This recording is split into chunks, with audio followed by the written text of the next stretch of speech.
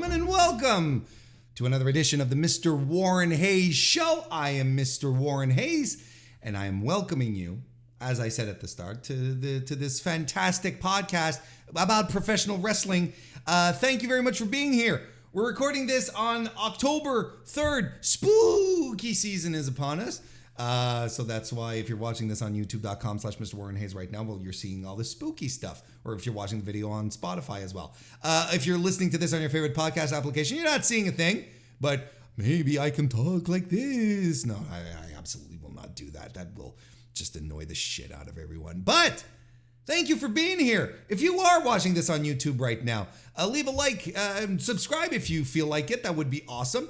Always appreciate those. And likes, likes, but reviews, 5-star reviews on Apple Podcasts and 5-star ratings on Spotify also help grow the podcast tremendously, and I appreciate any support you can show on that front. Just like becoming a member of the Mr. Warren Hayes Show channel here on youtube.com/MrWarrenHayes. If you do so, well, you get access to the members only stream that we do every Friday called Going Broadway, where we talk a lot with the members and we just have a nice good time talking about pro wrestling, just a little extra content for members. Just to show some thanks, and it's also another way to show some support for what I do here, so terribly appreciated if you want to do that.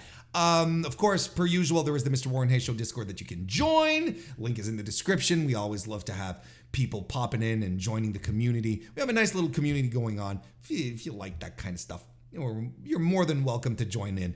And yeah, a little programming note as we go forward. Of course, over the past couple of weeks, there's a lot of stuff that happened. I got ill last week as well. So it's been 2 weeks since I haven't done the podcast. So we go through a lot of stuff tonight. I think it's a fairly long episode of the Mr. Warren Hayes Show, but hey, I missed you. You missed me. So here we are, and I'm feeling great. I'm feeling a lot better. So I back on my feet. So we're back to the regular schedule on top of that. This Thursday, Dynamite review. This Sunday, the Collision review. But I will not be recording the Mr. Warren Hayes Show next week on Tuesday. I will be recording it on Monday because, it's the Title Tuesday thing next week. There's too much going on with the NXT head-to-head, and I'm not getting involved in that. We're going to be recording the Mr. Warren Hayes Show on Monday. Now, I'll let you know if I'm going to record this either live, like I usually do, or if I'm just going to record it offline and then upload it. I'll let you know. On Blue Sky. I'll let you know in the Discord. I'll let you know in the community tab on youtube.com/MrWarrenHayes, which are the 3 best ways to keep abreast of all Warren Hayes related news and podcast news. You head on over there. Any of those places will have the info you need. But as for tonight, the info you need is, what are we talking about, Warren? I'm glad you asked. We're reviewing WrestleDream. Big review of WrestleDream. We're reviewing NXT No Mercy 2023. Good review of that as well. And we're going to be previewing WWE Fastlane and New Japan Pro Wrestling's Destruction in Ryogoku, which are all happening this weekend. But for now, we're kicking it off with the weekly wrestling inspection.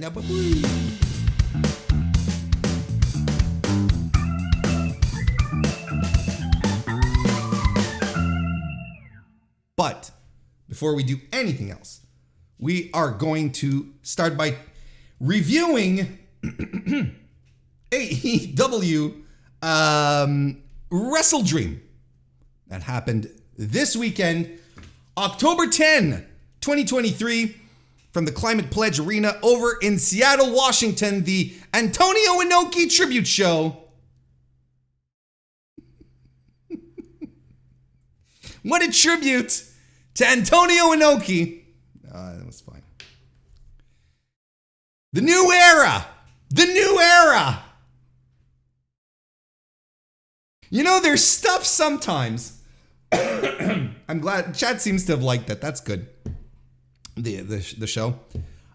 There's stuff that I don't know. Maybe it's because I've been watching wrestling for such a long time. When I can smell it when a promoter is promoting, right? So when Tony Khan goes out and he says it's going to be a new era, he did that in a video package, right? It's going to be the start of a new era, and then people lose their minds. Like, what does this mean? HBO.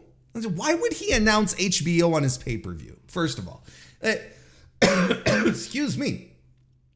I should have a cough button. You know, the HBO thing, if it ever comes to pass, which it probably will, but if it ever comes to pass, they're not going to make the official announcement on a fucking pay-per-view. They're going to send out press releases, people. This is how the entertainment industry works. They're going to send it out to Variety and the Hollywood Reporter and not just fucking, not just the wrestling sites, not just the Fightfuls and the Wrestling Incs and the Post Wrestlings and the WrestleNomics, not just to us, basically, not just to our little bubble. This is, has major implications. They're not going to make a big announcement like that. It's a business thing, first and foremost. So, a lot of people I was flabbergasted just how far the speculation went, right down to some people being somewhat really convinced that AEW was purchasing New Japan Pro Wrestling. You want to talk about some leaps, brother? I could not, and these were actual discussions happening. Well, that was a weird thing. Those were actual discussions happening in my environments, in my haunts, if you will. I do not understand. I don't know where any of that came from.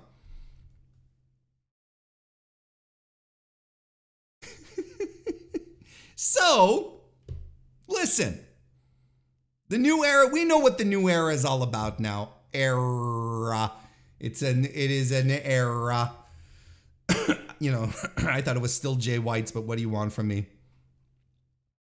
6,000 even, right? From WrestleTix. Let me give this the little refresh. Excuse me. 6,771 tickets distributed. Good final sprint there. Not bad. I think the last time they were at the Climate Pledge Arena, though, like over 9,000. I'm not doing a meme here. Over 9,000.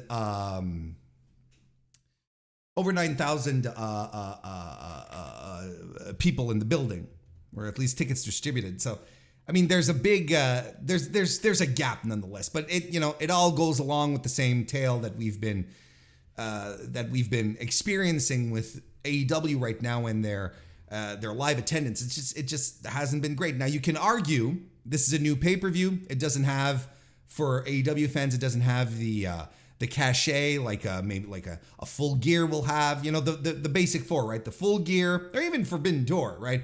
Forbidden Door, Full Gear, All Out, Double or Nothing. Those are all significant pay-per-view names for AEW fans. They know what to expect. Maybe this one they were here, WrestleDream. What the hell is this? What are we getting ourselves into? So, maybe it didn't have it.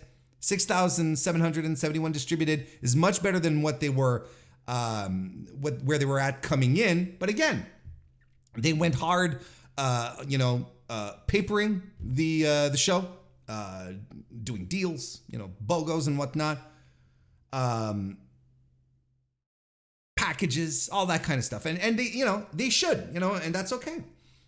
And look, I'm still very resistant, terribly resistant to the suggestion that AEW is turning their fans away because the ticket prices are so high. And I still don't believe that is a deterrent. I still do not believe that high ticket prices are a deterrent. Because the thing here is that you could have gotten into this show right here, WrestleDream. You could have gotten into this show for $20. Because anyone who tries to argue, first of all, points that I've made in the past, I'm just going to reestablish them for the foundation of what I'm trying to say here, and then we'll move on, I promise, because I do want to get to the show much more There's a lot of juicy elements to get into here. If you have a hot product, people are going to pay money to attend your hot product. It's just as simple as that. And you see it right now with WWE, which has the feeling of being a hot product. So people are shelling out big bucks for it. UFC is going to Madison Square Garden, and the bleachers are $900 a ticket. Okay, so people will buy the tickets at the price they are if you have a hot product. But as it stands right now, people are still not going to the show as much as they used to. There's the little variable here. Despite the tickets being at the last minute here being 20, 25, 30, 50 bucks. Not 240 for nosebleeds or shit like that. Nothing like that. So if people really thought that this was a hot product and people were really into going to this show, they would pop in, right? And that's probably what a lot of people did here, because it seems like walk-up business was fantastic once again. And that's probably what a lot of people did. Waited last minute, got in for 20 bucks. So I don't buy it. I don't buy the excuse that the ticket prices are too high. I just don't. Because the market for live shows proves otherwise. If you have a hot act, people will pay out the ass to see it.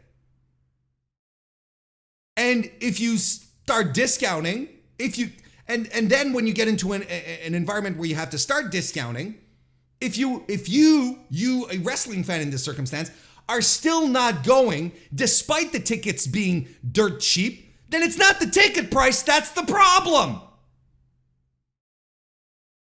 So I can't entertain the argument that the tickets are too pricey. I can't entertain it. It doesn't make sense to me. And we have these arguments all the time in the Discord. I guess that's why they call it Discord. Where people are, well, I can't buy a pay-per-view every fucking week. Well, let's talk about the pay-per-views, right? Let's talk about the pay-per-views. Tony Khan at the presser said, what did he say? 1,000.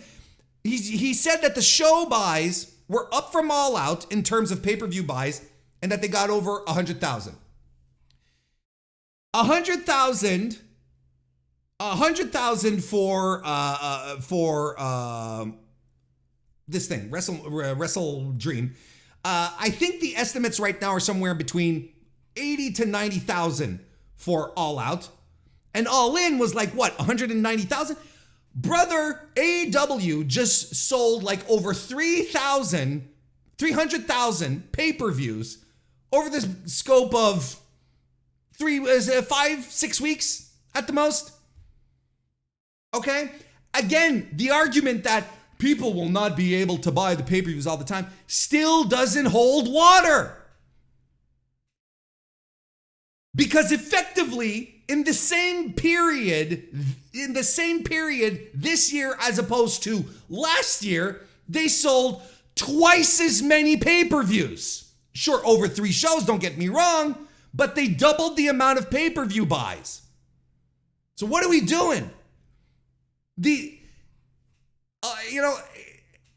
There's a lot of arguments coming from well-intentioned pundits out there who project a lot of their situation into their analysis of business decisions that wrestling promotions make.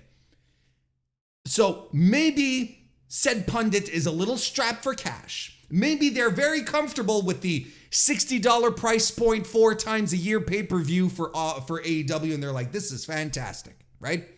Because it's not stretching the budget. Maybe they're students. It's just starting off. I don't know. I don't want, whatever the particulars are.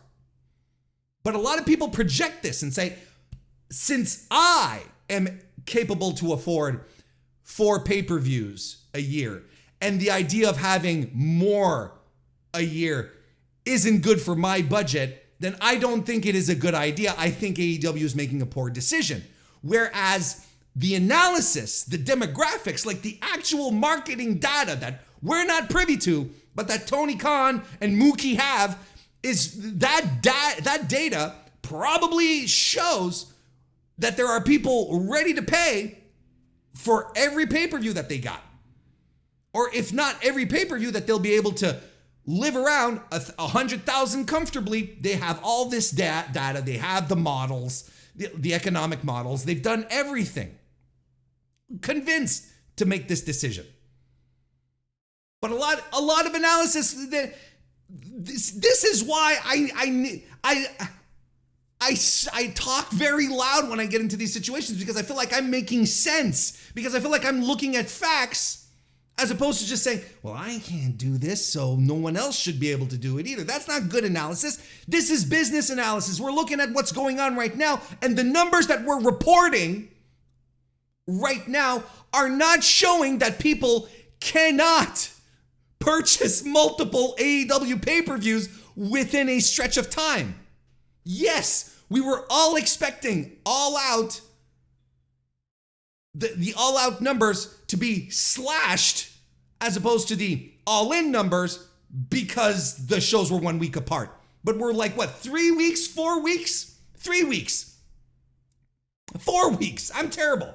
4 weeks removed from All Out, and we're up to 100,000. Like, we're still in the same boat for a pay-per-view that has no real name value, no brand value to the AEW fan base. I think these are good decisions. Oh, 300,000 pay-per-view buys in 5 weeks. I think that's pretty good. I don't think this is a failure in any sense of the imagination.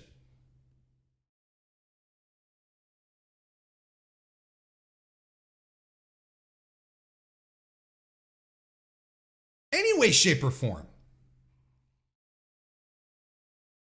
And here's the thing. No one expects you to buy every AEW pay-per-view. No one expects you to do that. Which is why Tony Khan has to build good cards to get you to buy some.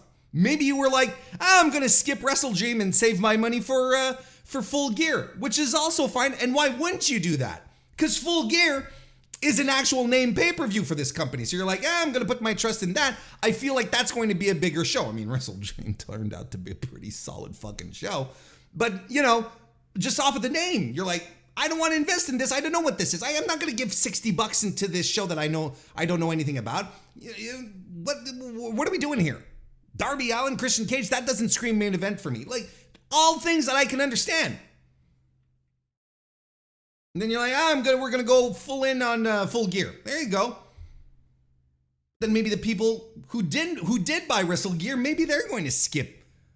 WrestleDream are going to skip Full Gear. Excuse me, I'm getting them all confused. Maybe they'll skip the next one because they're like, yeah, I can't buy them every month. Which is fair. It's crazy how this decision to put on more and more pay-per-views, give bigger paydays for pro wrestlers, allow the company to make more money, seems like an affront to wrestling fans who are like, I can't believe they're doing this. I can't believe that they want to break out of the 4 pay-per-view a year mold. What about me? Well, sometimes it's not all about you. Anyway. So, while I think the attendance is fine by AEW's current standards, it's still nothing to, I don't think it's anything to pat yourself on the back with, and be like, hey, success, pal. The upper deck of the Climate Pledge Arena, all tarped off. I mean, it's not fantastic looks. But despite that, the pay-per-view business, in your boy's opinion, is doing fine. Tony Khan also, if we run through really quickly a few notes. Hey, Jason Major, nice to see you. I'll breathe when I damn well want to. Member of the Mr. Warren Hayes Show, Jason Major, good to see you, and welcome. At the presser, Tony Khan also added that WrestleDream would be the first in an annual tradition for the company, which would give, as it stands right now, 7 regular pay-per-views a year for AEW. Revolution, Double or Nothing, Forbidden Door, All In, All Out, WrestleDream, Full Gear, right? All In, All Out, WrestleDream, Full Gear, yes. 7. Look, I'm an English major. What do you want from me? But while Tony said that WrestleDream would be an annual tradition, he did not specify as to whether they would be back in Seattle next year or not. Still, there we go. So there were other things, in the presser, which I thought were fine, but nothing I felt like you could really sink your teeth into. Good stuff, but let's get instead to this show here. Let's start with the pre-show, the 0 hour. That started off with Athena, Billy Starks, Keith Lee, and Satoshi Kojima. I still can't believe that was the team. Did they go? I hope these people went to have dinner together before the match, just to, get to know, just to try and see what kind of common ground they can fall on here. Just fantastic. Anyway, these 4 defeated Mercedes Martinez, Diamante, and Shane Taylor and Lee Moriarty in an 8-person mixed tag team rules match. I think it was good. Look, we're gonna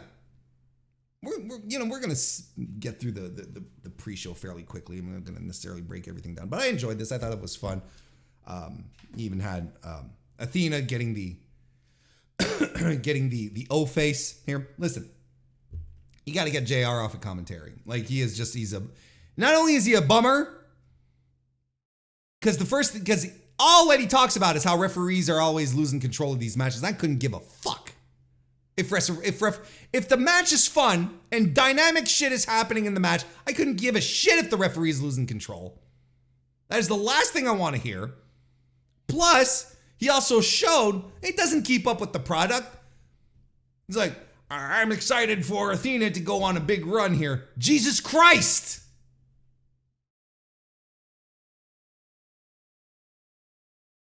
One last note, I think it's funny that Satoshi Kojima was on an Antonio Inoki tribute show. The irony of this was not lost on me. The long and short of it, in case you're not quite in on the history, is that when Inoki started bringing in the shooters to convert New Japan into the era of Inokiism, you've probably heard about that, Satoshi Kojima was there, and he hit the bricks. It was like, I am not going to shoot actual shooters. I'm not doing this. So he went to All Japan, and he went to All Japan with a couple of others, Great Muta, and had a fantastic career there. Right up until New Japan, when Inoki was out the door, I was like, you got to come back, man. We need you back. We are in dire straits here.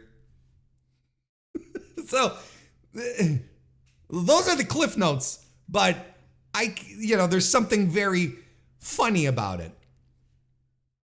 Claudio Castagnoli defeated Josh Barnett. I like this a lot more than I thought I was going to like, because I'm 60-40 on Josh Barnett. 60% of the time I like it, 40% of the I don't.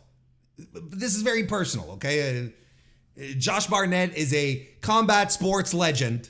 I can't take it away from him, but I'm not. There's some people who are 100% sold on him. But a lot of people, he's divisive. There's people who absolutely can't stand the guy. I'm 60-40. Like there's overall, I enjoy him more than the opposite, but there are moments where I'm like, oh, come on, man, you know. So, but I enjoyed this. Like this is in the 60% here. Good grappling, strong stuff. I even chuckled when Barnett took the big swing, and Jesus Christ, he did not want to take the neutralizer. Did you see how he landed? he was like, nope, this is not on my bump card tonight, pals. So and yes, Mox on commentary was a delight. The entire evening, just fantastic stuff. So that happened.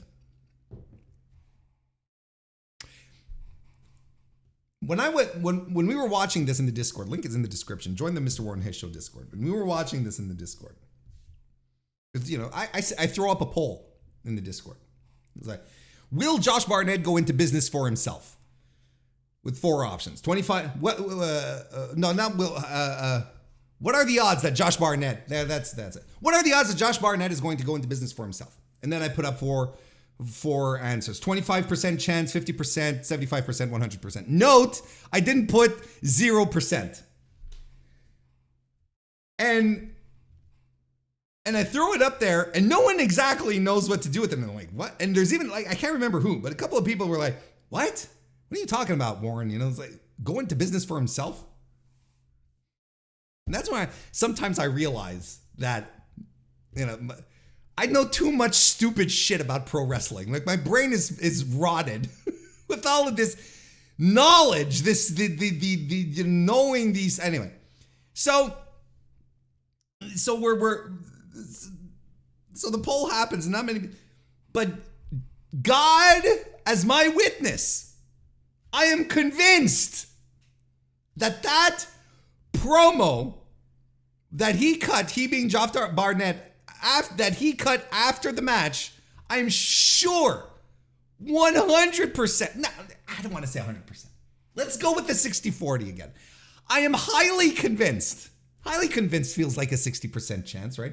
I am highly convinced that the content of that promo was not approved by anyone backstage, that no one knew exactly what he was going to talk about. I would even go as far as to say that the promo wasn't even planned, that it wasn't on the run sheet. Tony's backstage in Gorilla, and he's like, and he's looking at his notes. What the hell is he doing? And what are you gonna do? You're gonna send your ref. You're gonna send Bryce Remsburg with a little, with the little earpiece or whoever the fuck, and you're gonna say, Bryce, go tell Josh Barnett he has to get out of the ring. Do you think? You know what I mean? Viking man, Josh Barnett fucking calls, the War Master. Bryce, excuse me, sir. You got Bryce Remsburg there? Come on now. So, I am convinced that he threw down the opportunity to get booked again, where he's like, because the post-match promo was surreal. Surreal is the word I used in my notes. Surreal. Completely surreal. Where he's got Claudio Castagnoli there, and he's saying, you got me this time, kid. Like, he's doing one of these. It's like, and if you keep working, maybe next time when you fight the War Master again, maybe you'll beat him another time. But what was he saying? He was saying something to the effect of, you took some of my time tonight, but I'm going to want it back. Like, he's booking himself a match with Castagnoli down the road. And he's going to turn around, because this is what he's going to do then. And he calls Tony Khan and he says, well, look, why don't you send your Castagnoli boy? I mean, the fans are expecting it. We talked about it. We cut a promo on it. Like, this did not happen by accident. And there was I would be shocked if Tony Khan had this long-term plan set out for a feud between Claudio and fucking Josh Barnett. And he's talking to Claudio. This is the thing. He's talking to Claudio like he's out of the gate. And he said it himself. He's like, I heard a lot about you, Mox and what the fuck, Like, he's admitted, I've never seen you. I don't know who you are. I've heard a lot about you, though, but I don't know who you are. Anyway, you're pretty good. You're pretty damn good at what you do. I'm like, motherfucker. Like, they're like, and he's talking to him like he's a kid. And Claudio's there. He's going, yes, thank you. Mm-hmm. Yes, yeah. And they're like 3 years apart. Like, Barnett is what, 45? Barnett is like 45. Claudio's like, he's in his early 40s. 42? 40, like, at the most. At the worst, there's like they're 5 years apart. It was spectacular.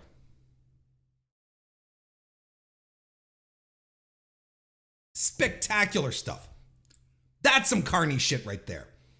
So, I put out the poll in the Discord asking, what are the odds Josh Barnett is going to go into business for himself? And I feel confident that he went into business for himself.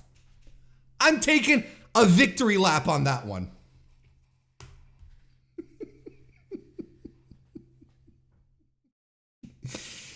God, wrestling is weird and awesome. Hey, Conrad from the Everything Pro Wrestling Podcast. Nice to see you, pal, and welcome. Luchasaurus defeated Nick Wayne. Fine little match. Good beat down that Luchasaurus delivered here. Throw us off the scent. No, I actually thought this was pretty good. Good big man, little man. And, Luchasaurus just, beat the shit out of him. See, Barnett is 45, Claudio's 42. See, and anyway, I said my piece on that. It was just, it was an amazing segment. It was an all-timer. Motown Slim, good to see you and welcome. Let's keep going through this, the pre-show here. I really want to get to the nitty-gritty here. AEW World Trios title match where the Acclaimed and Billy Gunn successfully retained against the TMDK trio of Mickey Nichols, Shane Haste, and Bad Dude Tito. Fantastic to have Bad Dude Tito on AEW, don't get me wrong. Look, I thought this went on a little long, but it was fine. I got nothing for you, and it doesn't matter. It really doesn't matter. And look at that. Motown Slim just became a member of the Mr. Warren Hayes Show channel. Thank you so much here on youtube.com/Mr. Warren Hayes. Motown Slim, brand new member. Welcome, pal. Hope to see you on Fridays for the members only stream called Going Broadway. Yeah, that's right. Members get that shit. Let's get into the nitty gritty here. Ring of Honor World Tag Team 2-on-1 handicap match. MJF successfully retained the titles by defeating the Righteous. So, I did not like this at all. I really didn't. I really didn't. And I really think MJF is entering his Triple H phase of his tenure in AEW. And don't get me wrong, MJF is much more charismatic, more entertaining than H ever was, and hell, he's a better pro wrestler than Triple H ever was as well. But I was completely disillusioned by this match. It's not for me. The audience really seemed to like it, but I told you a couple of weeks ago on a Dynamite review that when the Dynamite review when Adam Cole got injured, I told you all there that because of how kooky and goofy this whole angle was, that it was entirely possible that MJF was going to come into this match and defeat the tag team and retain the titles, right? I told you that it was possible. But even in my predictions, even in my headcanon, I didn't get the chance to do proper predictions here. But, do a proper preview of the show. But when I was thinking about it, look, wouldn't it be more interesting if MJF tried, but the seasoned tag team just could not get the job done? Because, why? They're a tag team, a tag team that has been wrestling together for years. They have chemistry. They're very close.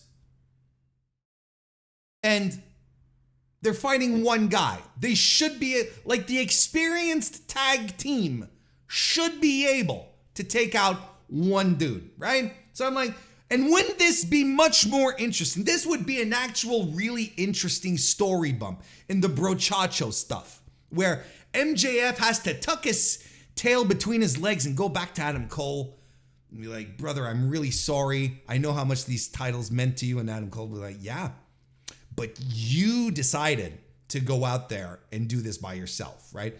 Wouldn't that be, isn't that just adding a little conflict to story? Isn't that what good storytelling is? And you know what? MJF wouldn't have looked like a goof. No one would have been like, wow, I can't believe you're world champion. There's a way to have done this for MJF to have eaten complete shit. You could even have had, the fucking Kingdom get involved too, if you really wanted to protect MJF from top to bottom, right?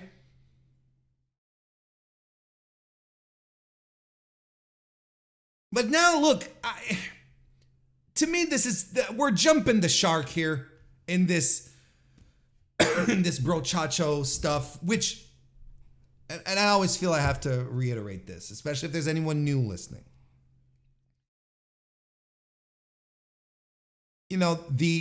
The skits, I don't like. Max knows this. I don't like the skits. I don't like the skits that they do, the pre-tapes and all of that, the fishing for Captain Insano and the hot spicy stuff and the trampoline and all of that.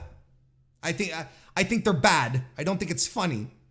But everything that happens when these guys start getting mics and start cutting in-ring promos or backstage interviews and stuff, then the story starts to get richer. Then there's stuff that's actually happening that I feel I can cut my teeth on. I'm like, this is good stuff.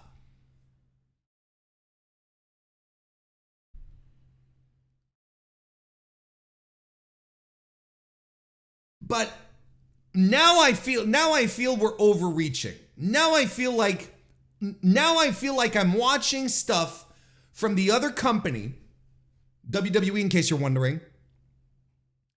And it bugs me because this is the kind of stuff that turns me off of WWE, because it happens all the fucking time. Where I'm like, I don't want to watch this. So I don't.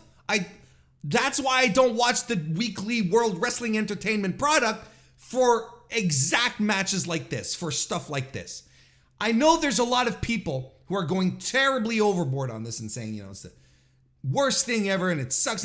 And I agree to a degree. I think, as I said, and this is still a position that I hold.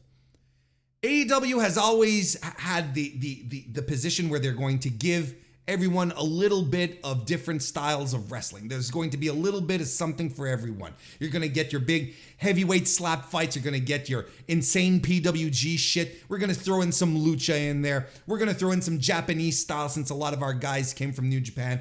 There's going to be a lot of different styles for a lot of different tastes. Sports entertainment is a style of pro wrestling that a lot of people seem to enjoy. Right? The problem that I have here is that this is the world champion who is involved in this. If this was a mid-card act, I probably wouldn't be spending half the time I'm spending right now trying to talk about this. But your world champion is involved in this goofy nonsense, in this And the title is being lost in the shuffle here.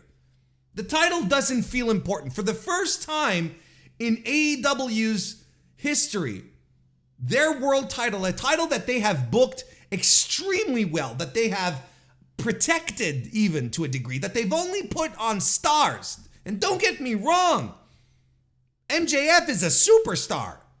This doesn't change how I feel about MJF. Au contraire, this is criticism that I'm giving this guy and Adam Cole because they're better than what they do here. You know, when we're better than you, baby. Well, you're better than this, baby, as well. They're much better than this. And we know Max can be better. We know Max can do anything at this point. He's such a versatile wrestler. And it's wild to think that we've come to this point of this story where we're just infused with WWE isms within the match. You know, all this, you know, a goofy match structure that doesn't make sense. And then you have the main guy, the Triple H type figure, plowing through tag teams now all by himself. He doesn't need a partner. You know, all this shit that's been done that I've never liked. I'm not going to start liking it here. But it's wild that we've come to this point when this match, this feud started off the back of a tremendous match. The rematch, the time limit draw that Cole and MJF went to on Dynamite. Tremendous, like an absolutely mind-bogglingly tremendous match. And since then, it's been, the in-ring has been not just secondary, it's been not even an accessory. It's been just anything else but a pro wrestling match. I can't get into that. I really don't. I stopped watching WWE because I couldn't handle it anymore. I'm not going to come here and tell you. Oh no, this actually works, guys. This I actually like. I don't like it.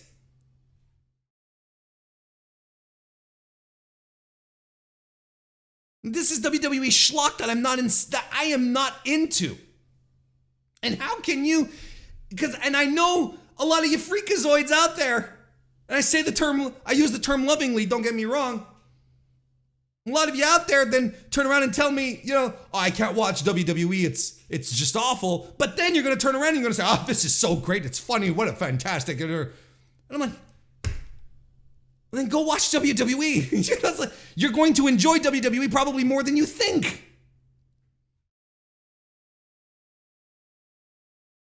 And this is the things that, just to underscore this and then to move along, because this was such a nothing opener and a nothing burger, and thankfully it got out of the way really, really quickly. I'll tell you what makes this worse, just to underscore this really, really clearly. This irritates me tremendously because MJF is such a tremendous pro wrestler. And I will stand by my analysis of everything that MJF does, everything that I've said about, because it's all true. He is the most complete package of a 2023 pro wrestler that you can find out there. A superstar, not just a wrestler. A true to form Oxford Dictionary definition superstar. This, I don't know. I can't get into it. I chastise the other place for doing this kind of stuff. I would not feel responsible if I were to come here and tell you, no, this is actually great. Because it's not. It's the same. And Max is better than this. And Adam Cole is better than this. I don't know where this is going, but I'm completely disinterested now. This is a jump the shark moment for me. Ring of Honor World title and the New Japan Strong Openweight title were both on the line But Eddie Kingston successfully retained both by defeating Katsuyori Shibata, who just so happens to be the Ring of Honor Pure champion as well. Tremendous match. I thought this was fantastic. And after the opener, this was exactly what we needed. Eddie Kingston's 2023 has been a fantasy tour, right? If we're being honest, like he's wrestling in Japan. He's, he wrestled at Korakuen. He won a title in Japan. He met his hero, and now he's in the ring with Katsuyori Shibata, another guy he's been itching to step into the ring with, and he's on cloud nine. He's doing everything. He's doing all of his pro wrestling dreams, and good for him, honestly. And I feel like in this match, Shibata is kind of coming back to form, right? Didn't you feel like this, like he was eating back fists and he was getting a little rugged himself, not as, it wasn't let's do some grappling because we got to be careful. No, like he was bumping a little more, felt a little grittier. I'm like, okay. All right. A little bit of the very essence of the wrestler here, but don't get me wrong. 2016 Katsuyori Shibata he's gone. He's buried. We're never getting that guy back. But definitely the most, I guess, the best term I can use is rugged. The most rugged Shibata match that I've seen since his comeback. Already almost not a full 2 years, right? When he did the grapple match with Zack Sabre Jr., that was the exhibition, and then he had the Wrestle Kingdom match with Narita. Yeah, no, but this was definitely no one, and of course I was like, oh shit, the back fists, Eddie swinging for the head. I'm like, come on, Eddie. You know the story here. Don't do this on purpose. No, but this was very good. I thought this was tremendous, actually. I enjoyed it. Great match. Then we had the AEW TBS title match where Chris Statlander successfully retained her title against Julia Hart in a match that I thought over-delivered. I thought this was going to be an all-out carry job by Chris Statlander. Because Julia Hart, still super green, still super young. And I was not convinced that she was the person to get the job done here in any way, shape, or form. And, and I was wondering legitimately if Chris Statlander was the woman who could carry her, because that's what I thought was going to happen here. I was like, okay, well, Statlander's going to have to carry her to a good match here, and I wasn't convinced that Statlander would be able to do it. But not only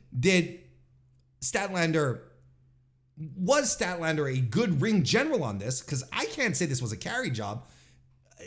Julia Hart did manage very well here. And I'm going to tell you, we're talking about her improving, because she's been improving. Look, she's not I don't think she's a top tier wrestler yet. I think she still has a lot of polishing, a lot of finishing school, if you want. I still think her fundamentals, there's stuff that isn't quite there yet, right? Her striking, her punches, you don't see her punch much. I don't know. Yeah, there's some stuff where I'm like, well, there's some gaps here, but she commands presence. She, her positioning is good. Her stance, her in-ring work. A lot of basics down, don't get me wrong.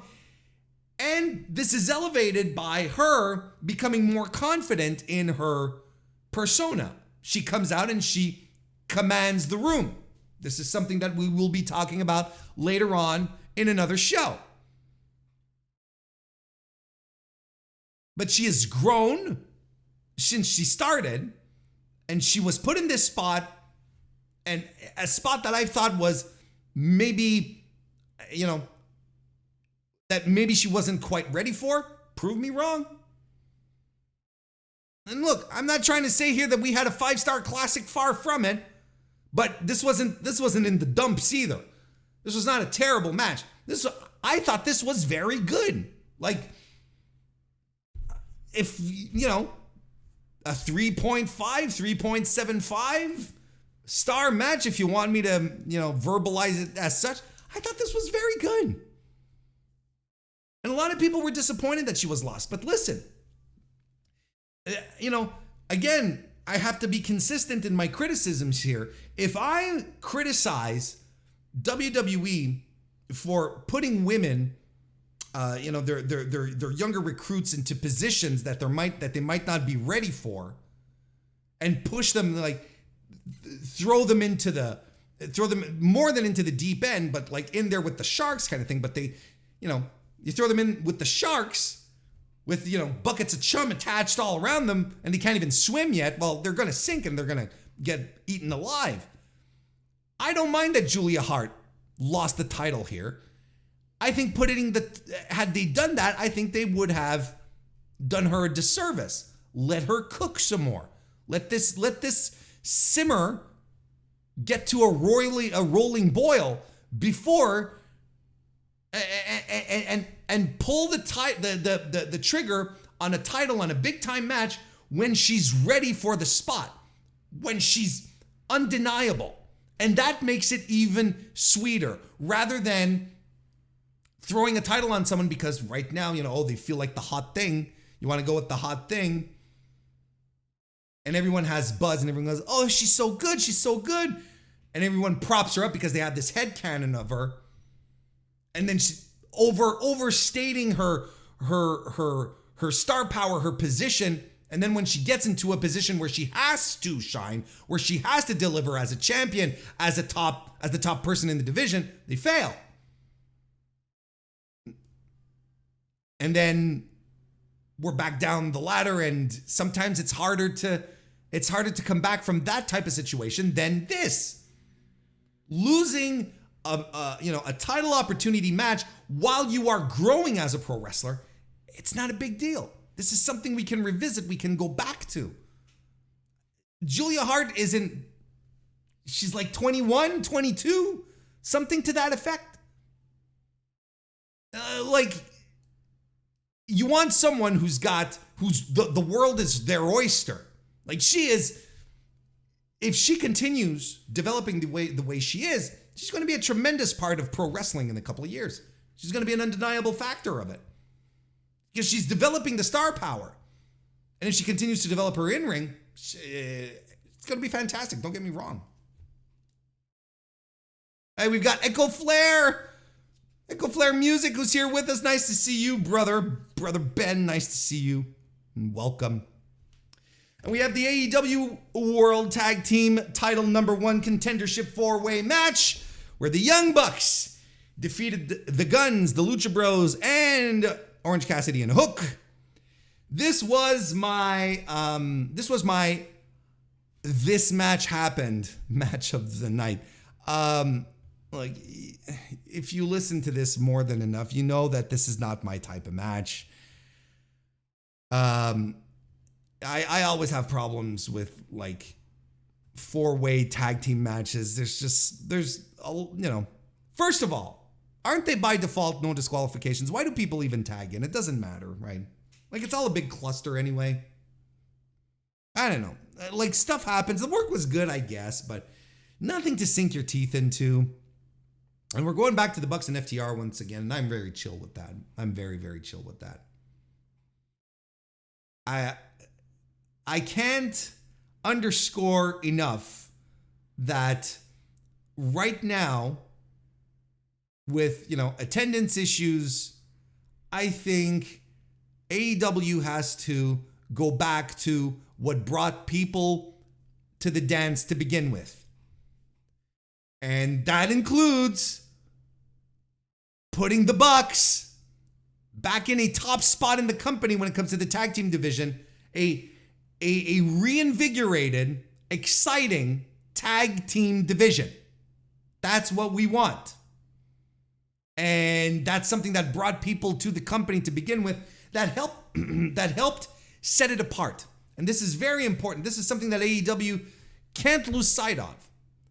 It has to be able to make sure that it stays an alternative and not a copy of, an alternative to and not a copy of WWE is what I'm trying to say.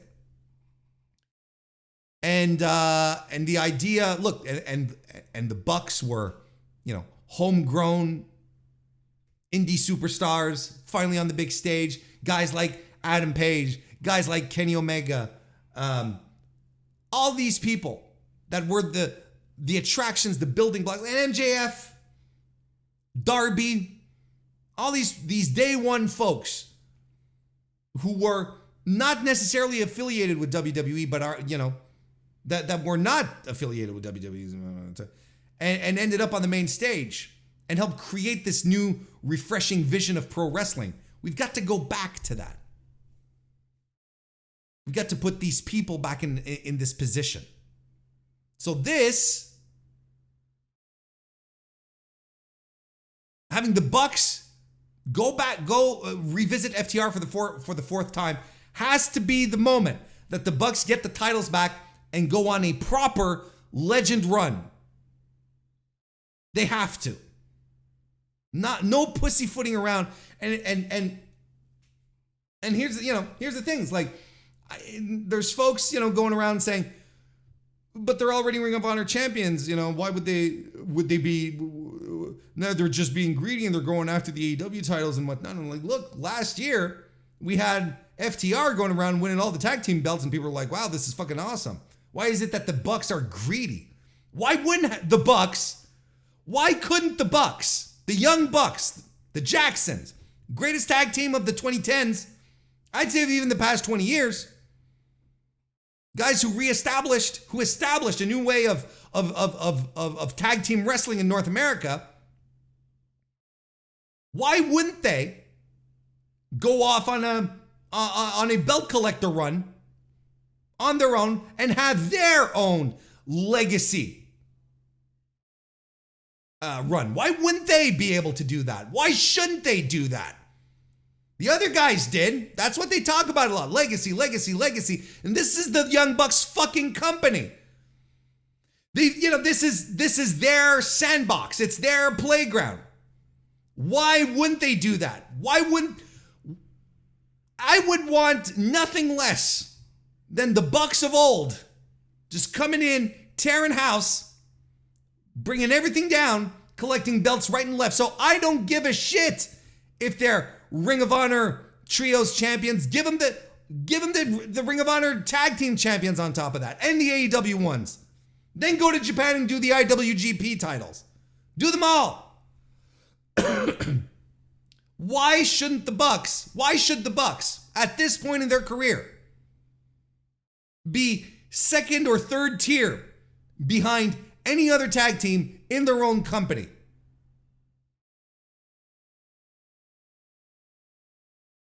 Like, I know they've done a lot of things just to be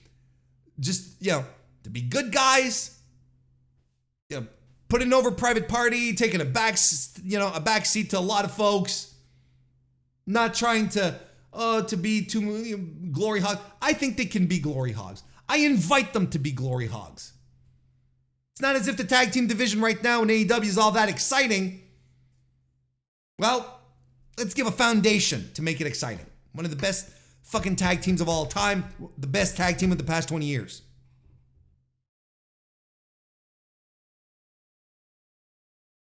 Ray Phoenix in this match played off an injury, seemed to have been hurt, but apparently he wasn't fully cleared for the match. They just wanted him to go do a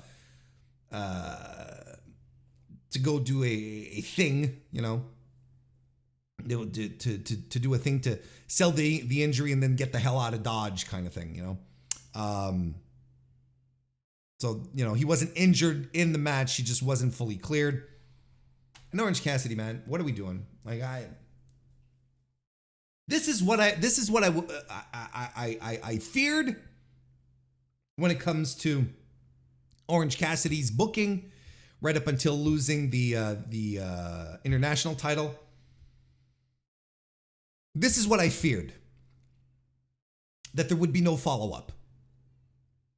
And there's no follow-up. And I've said it. I'm on record. Him tagging with Hook is a step down. Oh, it's elevating Hook. No, it's not. Whatever they did here did not elevate Hook. They didn't look good in defeat. They didn't win the match. There's no elevation here. Orange Cassidy going from fighting with Jon Moxley, being one of the hottest built guys in the company, a career run with the international title, one of the best championship runs of all of 2023. You can even go back to 2022, but all of 2023, and he big main event match, big pay-per-view. Jon Moxley looks strong, believable in defeat, and he's back. He is all the way back down on the card, teaming with a prelim guy in Hook. And this is what I was afraid of. And you can go back and listen to what I was saying during the reviews, on the podcast. I'm consistent. I was convinced that they were going to take Orange Cassidy off television, have him sell the injury, disappear for months, only to have him come back like in February, right in time for Revolution, and challenge Mox for the international title, get the big rematch, get the win. Keep him off TV. He comes back, people are twice as excited to see him. People lose their shit. Becomes a moment, becomes a match, in an instant top tier match. But no, he shows up on Dynamite. And he's been showing up on Dynamite every week doing jack shit. This is not helping him. It's not keeping him on the level that he was at. Now he doesn't feel as strong. He doesn't feel as interesting. This has not been a good handling of post-international title Orange Cassidy, who was a legitimate top-tier champion in the company, a workhorse, a guy that everyone was throwing their support behind. Missed opportunity. This is booking malpractice. At the very least, I was like, maybe they'll do a win here. Not even that. He should have stayed off television. Should have sent him home. If this is what they're going to do with him, they should have just sent him home. It would have made perfect sense for him to take time off too. Heal up his body that had been banged up so hard. Like, I don't know. The missed opportunity.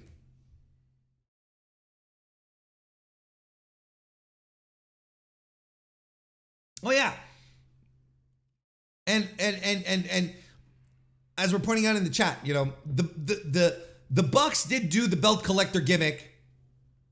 IWGP Junior, Ring of Honor, PWG, sure. Let's do it again. My point is, let's do it again when they're on a national stage in their company that has the resources, the exposure to put these guys over and solidify their own legacy. That's my point. Because yes, sure, they've done this before, running after the titles and just having everything dangling off of the short.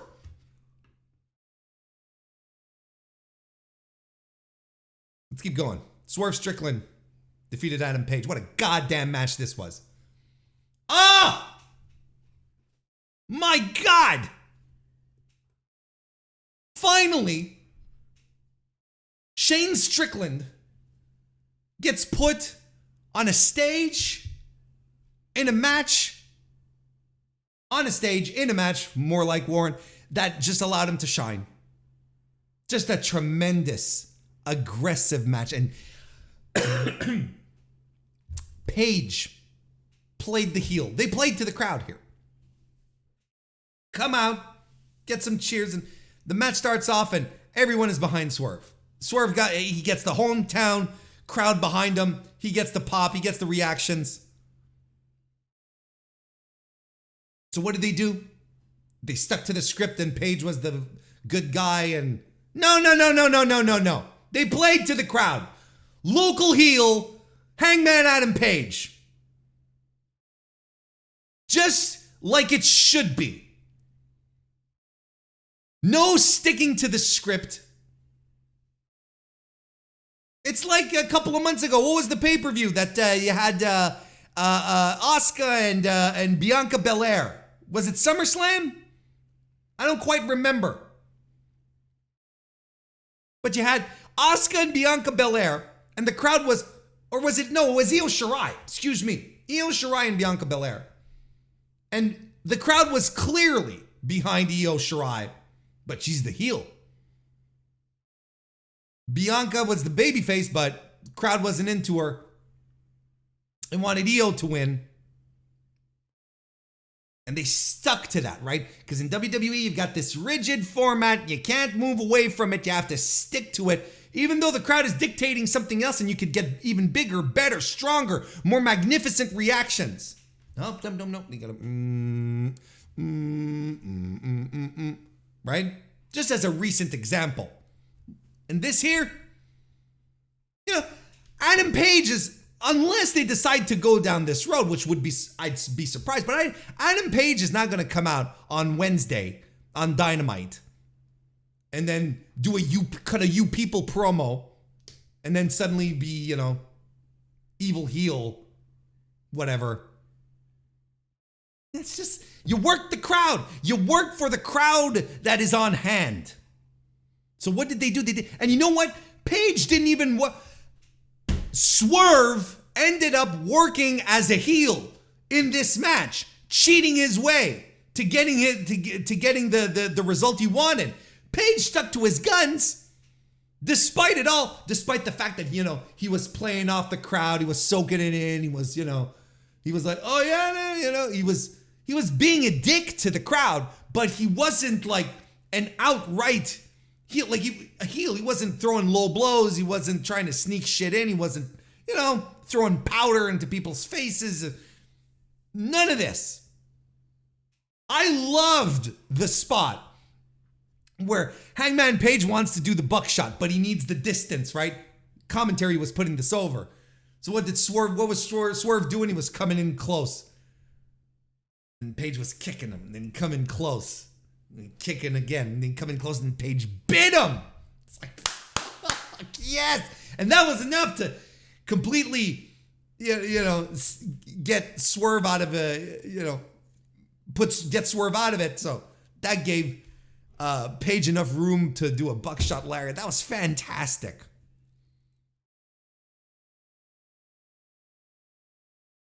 And then Nana gets involved. He puts Strickland's foot on the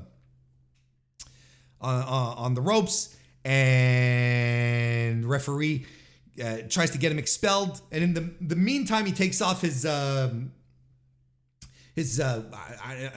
headband full of rhinestones, right? His headwear, his headdress, his headband, whatever you want to call it.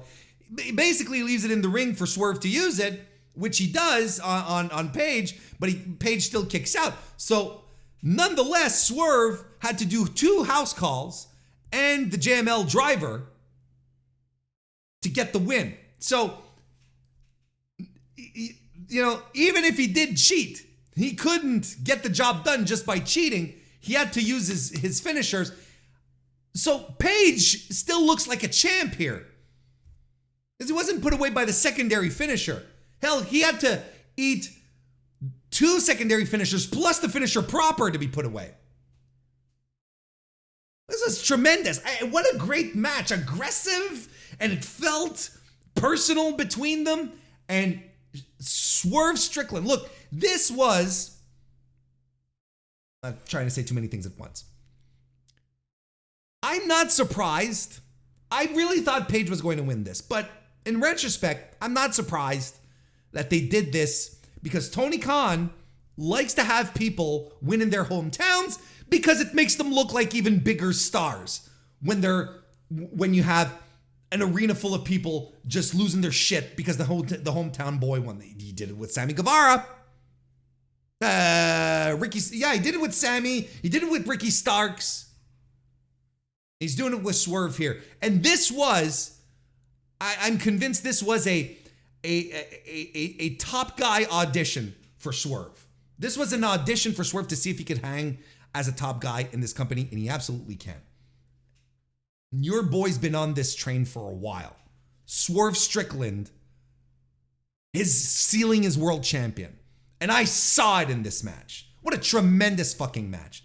And look, we're gonna talk a little more. And yeah, Lance Archer with the US title. That's absolutely a good, excellent point, chat. That's another very good comp right there. All makes them look like a big deal.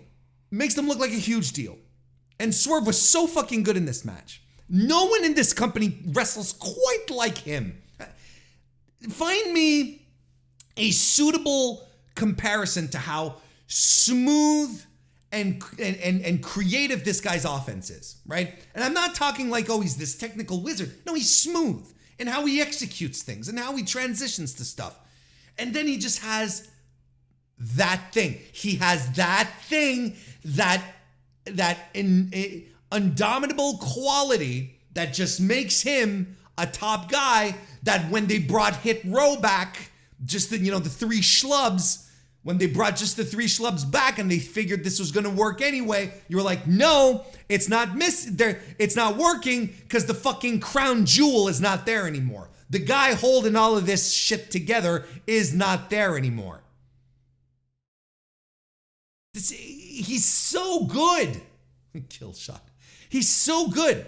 And I don't want to disparage the work that Adam Page has done here. Look, once again, Big Match Page delivers. His run on pay-per-view events is second to none in this company.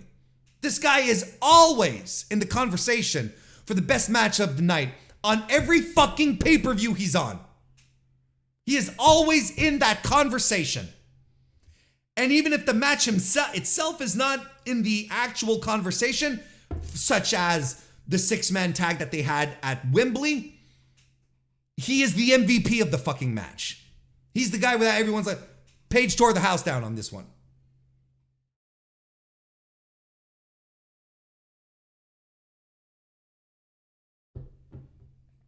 Tremendous match.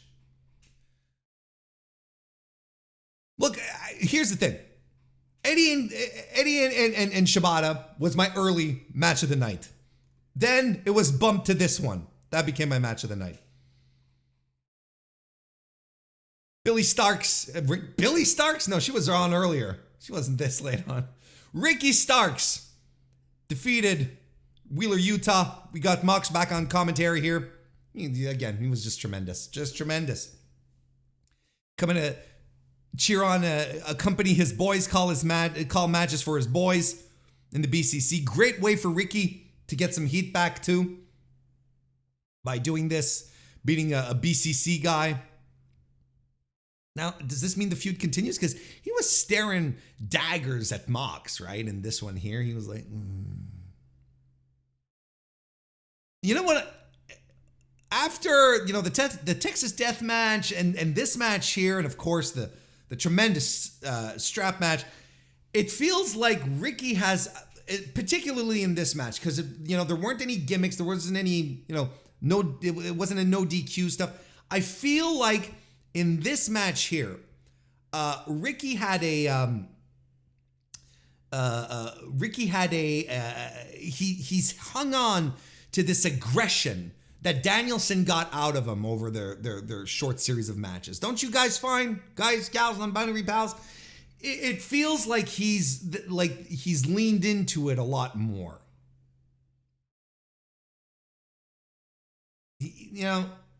little more rugged again, a little stiffer, a little angrier, and I like it.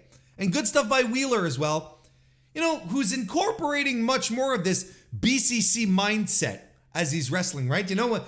Especially, you have Ricky doing the hammer and anvil, and Wheeler's eating them, and he's sort of he's eating the elbows on the side of the head, but he can't help but try to look up at Ricky. He's like, "What the fuck are you? Are you trying to do this? You're doing it wrong," kind of thing. I was like, I was like, really? Because if I'll show you how Danielson does it. I'll show you how Claudio does it. Anyway, this was fun. It was a good little match. Big Bill got involved. It's fine. And then we had Bryan Danielson defeating Zack Sabre Jr. Just was an absolute, just a treasure of a wrestling match. A joy to watch. This was just a beautiful exhibition of professional wrestling, as believable as it comes, complete with well-executed, believable, logical, awesome psychology.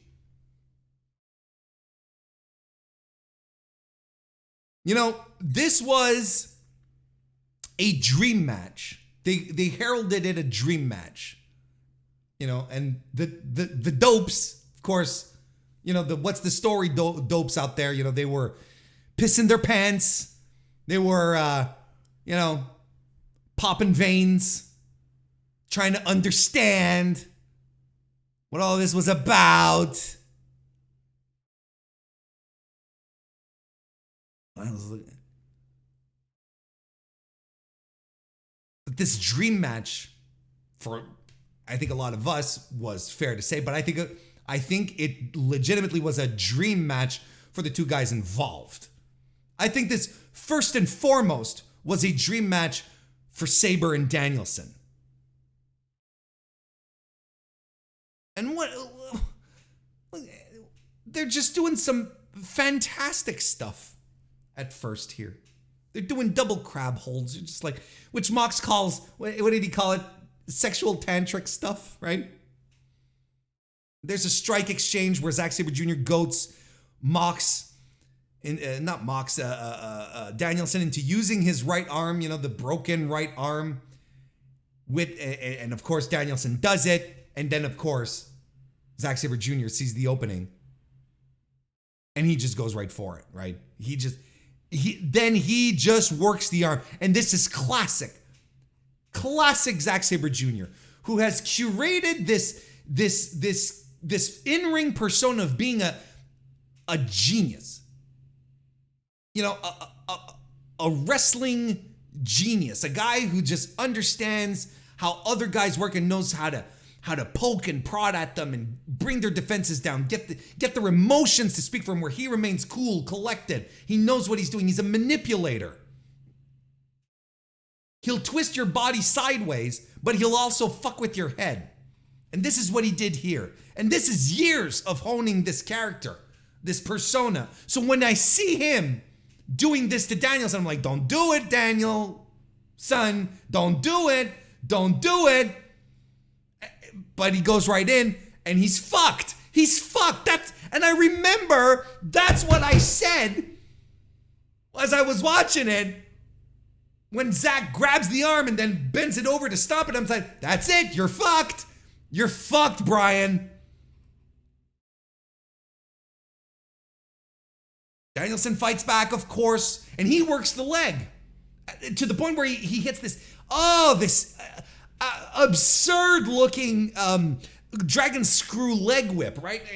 The way that the knee bends, and I'm like, oh shit! Like I was sure Sabre was legit hurt on that one. Great stuff. We get an avalanche butterfly suplex by Danielson, which I think, if I'm not mistaken, I believe that is the only high spot of the match. We get European clutches. We're in and out of them. Zack Sabre Jr. reversing out of a cattle mutilation. They're working each other's weakened limbs. And eventually Danielson stomps his fucking head in, does 2 Busaiku knees, gets the job done. Tremendous match. Match of the year candidate. Match of the night, but a match of the year. God damn! Nice to see you, Paul Palumbo, in the chat saying he was proud to be a professional wrestling fan during and after this match. And I could not be any more in agreement. We've all had these moments where we're watching pro wrestling and there's stuff happening and you're like, I really hope someone doesn't walk in right now because I'm going to have to explain this goofy shit. I'm going to have to explain why this is happening. But not here. Not here. Tremendous.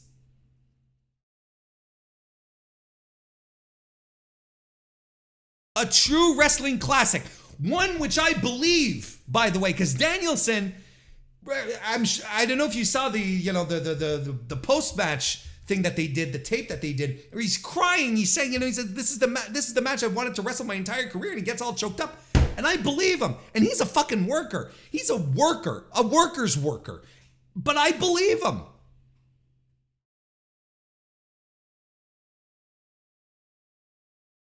And it took how long? We needed to get Danielson out of WWE for this to happen. A decade of this man's career.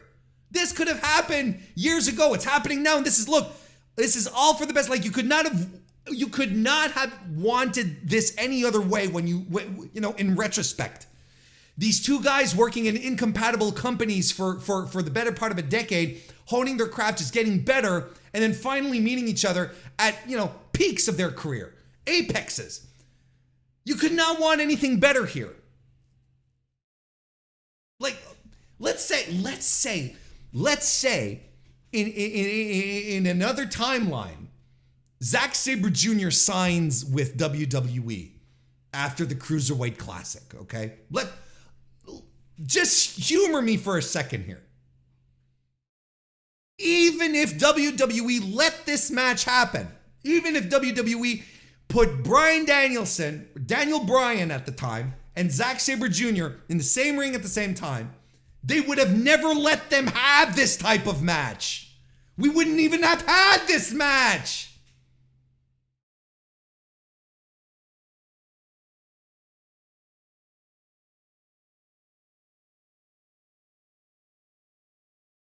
And then, Zack Sabre Jr., on top of this, what a fucking year he's been having.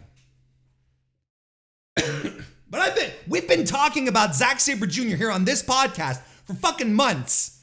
His run as TV champion, New Japan World Champion, let's call it the TV champion, is what it is. His fucking run has been tremendous. Just a tremendous role. And Danielson as well. These are two guys who could be wrestlers of the year if you wanted to. Danielson's first quarter of this year, do not forget, he was on Dynamite on a weekly basis, giving us 4.25, 4.5 star matches every fucking week. And then leads us into Revolution, where he has an all-time classic with MJF.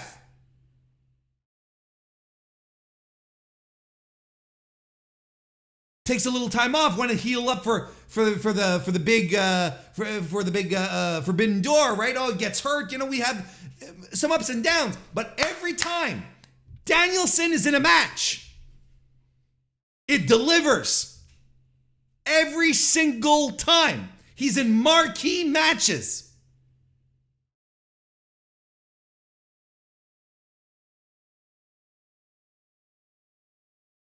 Zack Sabre Jr. has been all over the place, wrestling tremendous matches with everyone. From the mid-carders of New Japan to the main eventers of AEW. And now he's gonna wrestle Ospreay in a couple of weeks in Rev Pro.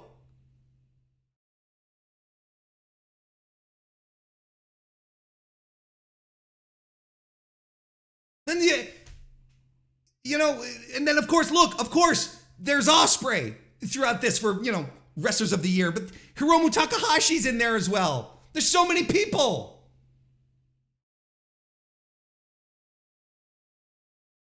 And they both are teasing to run it again.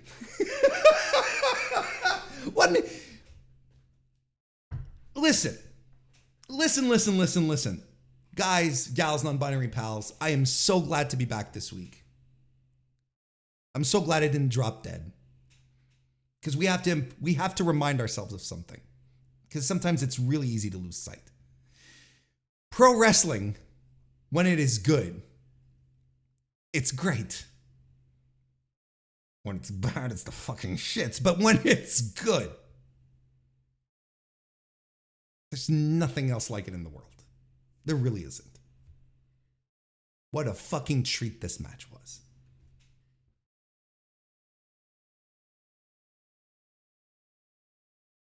And then, listen, you want to talk about fucking treats. This match here, the Don Callis family defeating Chris Jericho and the Golden Lovers. This was a cool down match. This was like, hey guys, we gotta warm you up for what's coming. Jesus Christ. I thought this match was amazing. Just great. And super close to being a match of the year for me. Like very, very close. There's a couple of matches like this on this card. Just tremendous stuff. Starts out great with interesting pairing, super solid, that leads into a great Chris Jericho hot tag off of a Kenny Omega babyface in peril spot, and we get the gold. We get stereo golden triangles by the Golden Lovers. Why does everything have to be golden? Insult by Chris Jericho. We get some high angle Germans in this match, right? Where then the safety police were like, oh no, their necks on the Kota Ibushi, his necks, and we're like, you don't watch a lot of Apero, do you? You don't know about Kota Ibushi and his neck. His neck doesn't exist anymore. His neck is a ghost. His neck is it's just not a thing. Tremendous. What a tremendous chaos theory by Konosuke Takeshita. I jumped out of my seat. That was tremendous stuff. Shooting star press by Sammy Guevara to the floor, which was great. Eventually we get Murder Ibu in the match, right? Who goes toe to toe with Konosuke Takeshita to a huge reaction. People want Kota Ibushi versus Konosuke Takeshita. They want it. Of course, Murder Ibu kills everyone in this match. Sky Twister by Will Ospreay. All this shit happening. And I'm barely talking about Will Ospreay, if you can believe that. Who eats Judas Effect for Sammy Guevara. He takes the bullet for him. And it all comes to a close when Don Callis runs in as the ref is distracted by Will Ospreay. Uses Floyd on Chris Jericho. Sammy Guevara gets the pin. Tremendous stuff. Like, this is... We are in serious business here.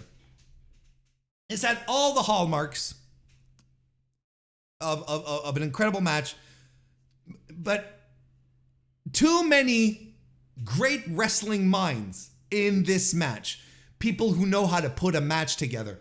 Omega, Ospreay, Jericho, like too many of these, too many people who know how to put together a really compelling wrestling match for this to be anything less than excellent. This was extraordinarily good. I thought this trios match was bonkers, beautiful crescendo, but I've got quibbles. I have quibbles. I think we need to have a conversation about Kota Ibushi. Because something ain't right. Something ain't right with our boy Kota. He's nope. Something's not right. And I think everyone in AEW knows something's not right. He's out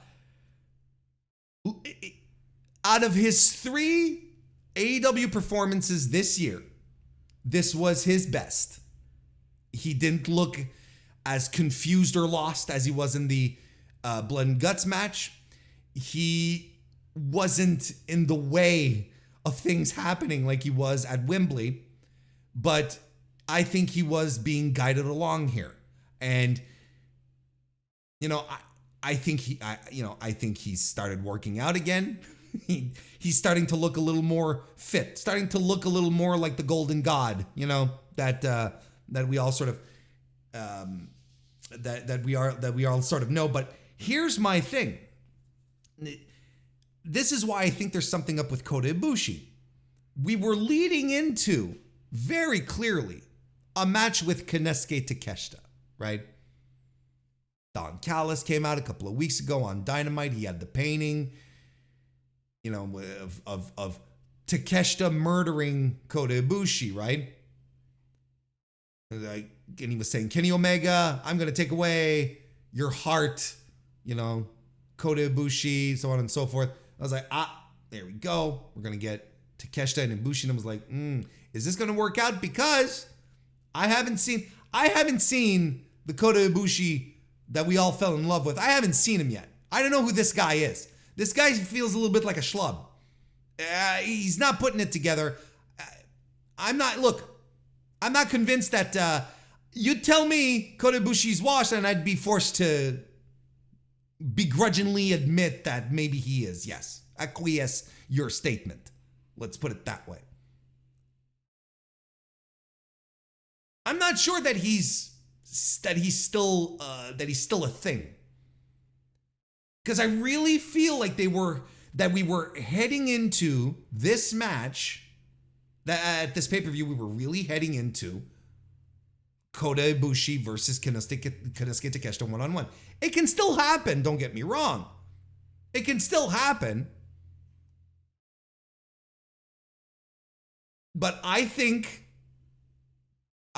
there's a bunch of people looking around at this backstage, looking around at Kota Ibushi, and they're like, yeah, maybe this isn't the guy we were expecting, kind of thing. Not unlike I'm drawing Hideo Itami parallels from a few years ago in WWE.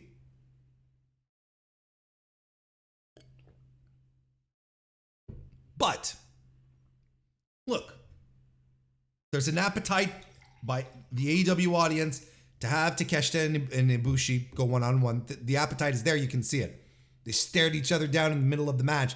People went apeshit for it. That's what they want. Are we going to get it? Maybe. I thought we were going to get it at WrestleDream. I think something's up. And Will Ospreay, we just got to say here, all in these fantastic spots,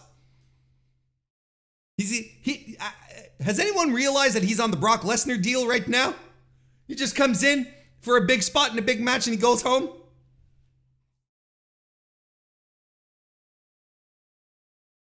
This is going to be the big story of the next few months, right? Where is Will Ospreay going to go? And I wouldn't bank on AEW being that secure, folks. I just want to put that out there for you. Anyway, this was tremendous, a tremendous match. I want to say hello to Mr. Fretz. How you doing, Fretz, old boy? Member of the MrWarrenHayes Show channel. Very good to see you. Welcome. We're up to the AEW World Tag Team title match, where FTR successfully retained their titles by defeating Aussie Open. So listen, I'm about halfway through this match, and I'm watching, and I'm conscious of this. All right, this is what I'm trying to do. Very conscious of this. I'm watching a very competent, well done, dynamic, eventful wrestling match, but I don't feel anything. There's feeling that's missing in this match, and I don't know what it was. Because I've seen tremendous matches from both of these teams. I've seen tremendous matches between both of these teams. Royal Quest 2 last year was one of the best fucking tag team matches I saw all year last year between these two people. I've seen, FTR and the fucking Briscoes. Like, just tremendous stuff. But here, it didn't reach a high. And I don't know what it was. But it was a good match. Like, if you were to say, Warren, put a fucking star rating on it, I'll give it a 4. Like, it was a great, great, great match. But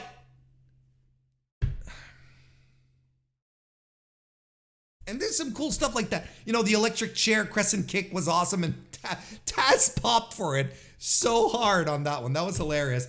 A powerplex that leads to Mark Davis getting his wrist broken. That's not fun, though. And apparently Cash Wheeler might have been injured in this match as well. And the match comes to an end when FTR hit a super shatter machine. I don't know. Are FTR okay? Are they okay? They seem upset. They seem boo-boo face right now, right? Like, since, look, I'm not going to beat around the bush.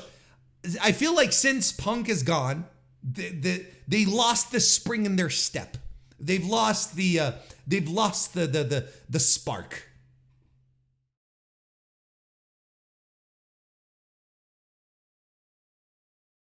And look, I talked about it earlier. We're getting the Young Bucks and FTR 4, and very soon, and I'm okay with this. I think this is fine. Absolutely 100% fine. I back to basics. Let's put this on the Bucks. Anyway, I've talked about it. Let's move on. Let's move on to this fucking main event. Christian Cage successfully retained his TNT title in a best 2 out of 3 falls match against Darby Allin.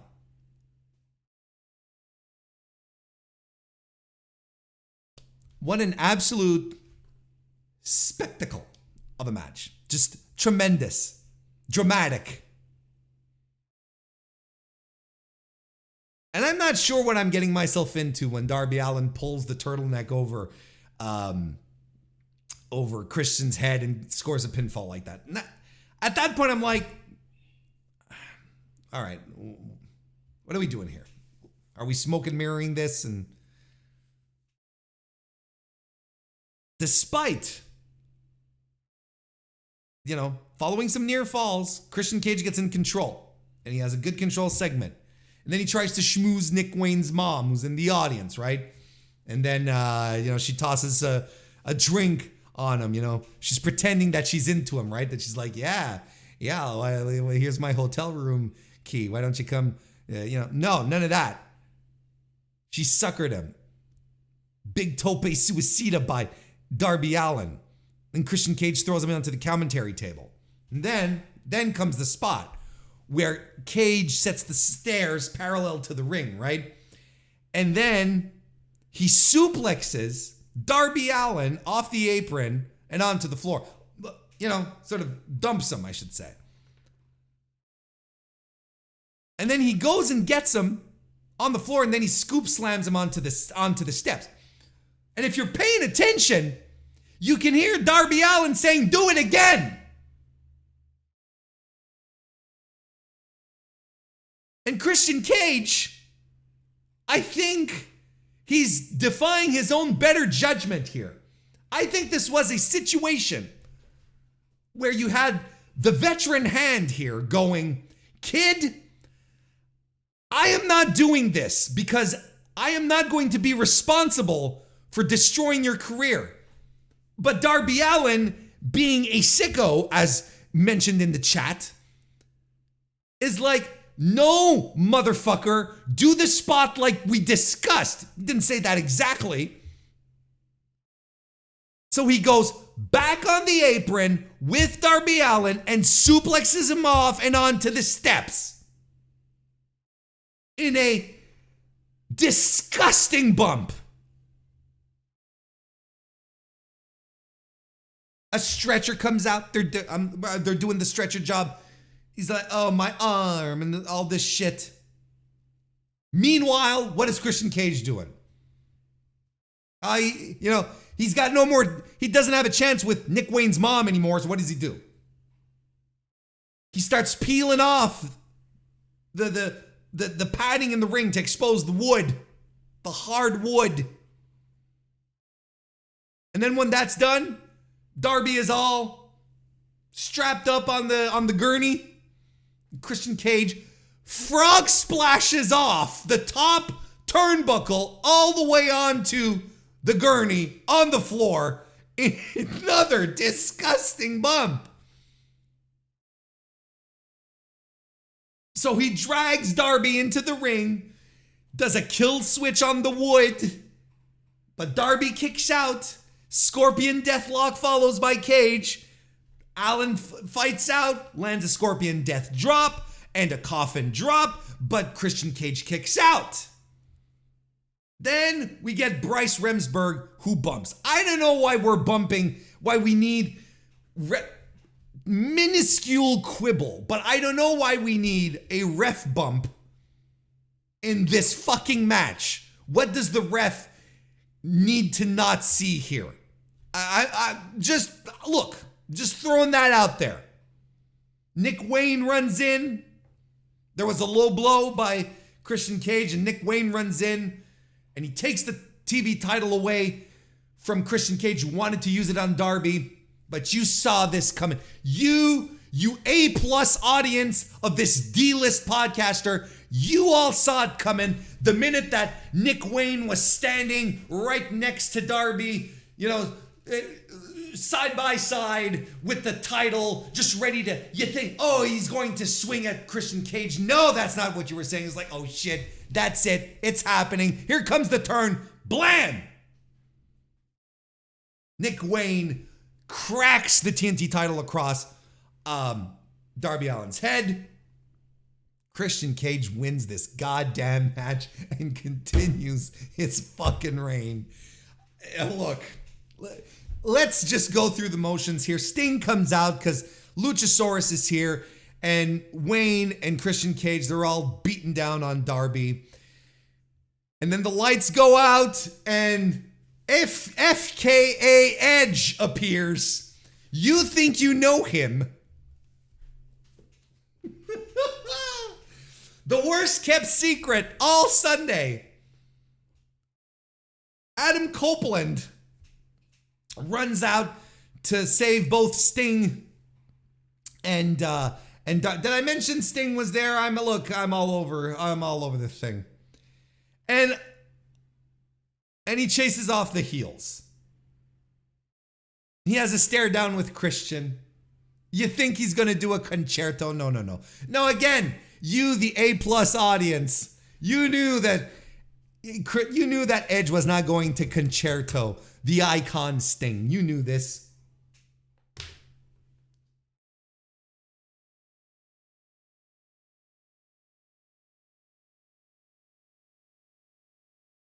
Okay, where to start? How about with Christian Cage?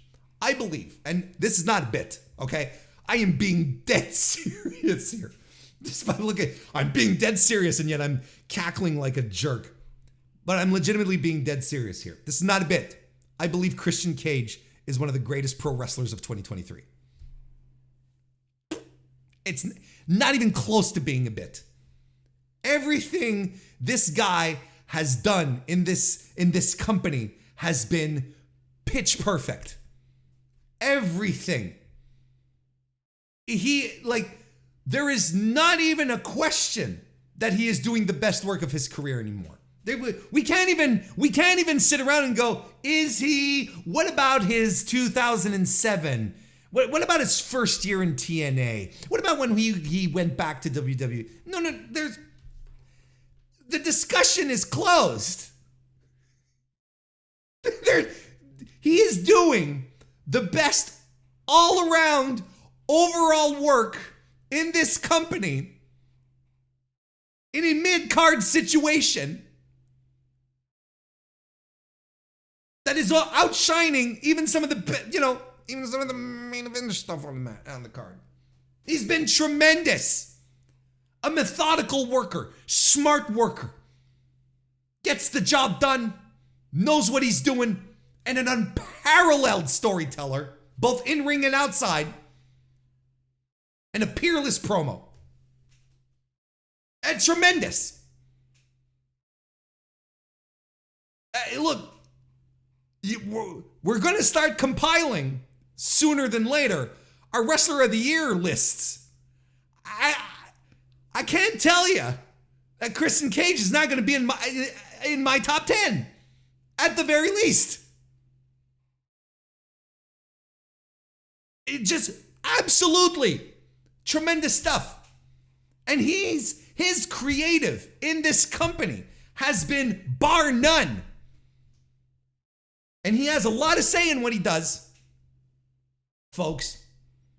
A lot of what you see on TV comes from him, is, directed by him, put together by him.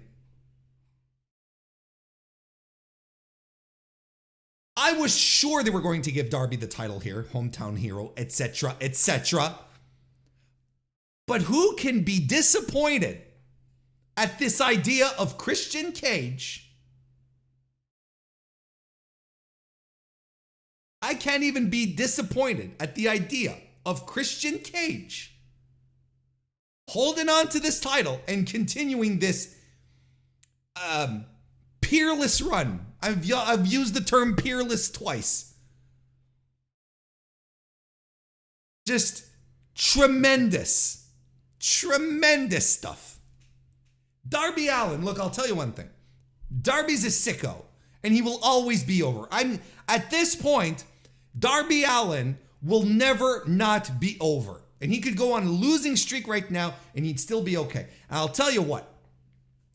He could lose for the entirety of his career. He could be the eternal loser, and it would still work out for him. He would still be tremendous.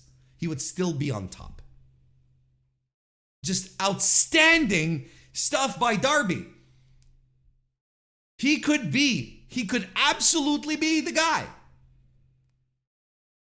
that just never wins. And then when he finally does win a big one, it's extra special. Not unlike Eddie, Eddie Kingston, where he's like, no, Eddie Kingston never wins the big one.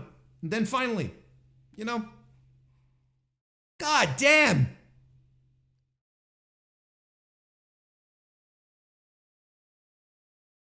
Now we got to talk about Adam Copeland now. FKA Edge coming in with all his trademarks because WWE just let them lapse. It's like, yeah, rated R superstar t-shirt. That can't be right. They're just itching for a lawsuit, ain't they? No, he's got all his trademarks. Good for him.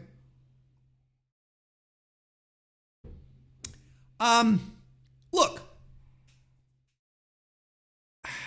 I know there are a lot of people who have an emotional investment in Adam Copeland. I am not one of these people. Not that I've always liked Edge overall, but he's never been like one of my go-tos. He's never been one of these guys where I've been like, fuck yeah, it's Edge. Drop everything, Edge is in the main event. Like, he's never been one of the, for me, okay? We're just talking about myself here. You come here for my commentary, my analysis. This is the commentary part, okay? So for me, Adam Copeland coming into AEW is interesting, fun little spot. Got a tremendous reaction online and offline in the, basically what I'm saying, live in the arena and everywhere else. And it generated a lot of attention. But I don't hate the guy. Like, it's not like a wrestler that I really don't care about. Like, let's say this had been a Randy Orton situation. I'd be like, what the fuck are we doing with Randy Orton? Or Matt Riddle. I'd be like, what the fuck is this? I see Edge come in and I'm like, all right, chill. This is fine. But I don't know. I'll be on, hey, JPJ of Love Wrestling.ca. Nice to see you, man. Member of the Mr. Warren Hayes show on top of that. I don't know if Edge is going to be a significant business mover for AEW. This is something that I don't know if this is going to be a thing. Not that Edge has never been a draw, I think, but it's been a while. It's been a long while. And his return to WWE, right, when he won the Royal Rumble, remember that era where he had won the Royal Rumble, and then he was showing up on Raw and SmackDown and NXT where he was scouting the champions going, which title shall I ask myself which I should challenge for, right? He's done that. Like, that wasn't really compelling, and it didn't generate tremendous business either, you know? I don't know, like in a period right now where ratings are very good for Dynamite, let's not bend ourselves out of shape here. Television's doing good for Dynamite. Television's doing good for Collision, you know, despite the doom and gloomers. Collision's doing tremendous. And pay-per-view buys are strong. They're, you know, they have a good they're strong and they're even. Attendance is the problem that AEW has right now. Is Edge a guy who can put the proverbial butts in seats? My gut, which is voluptuous, says probably not. But let's wait and see how this is going to happen. Let's see how this goes, because look.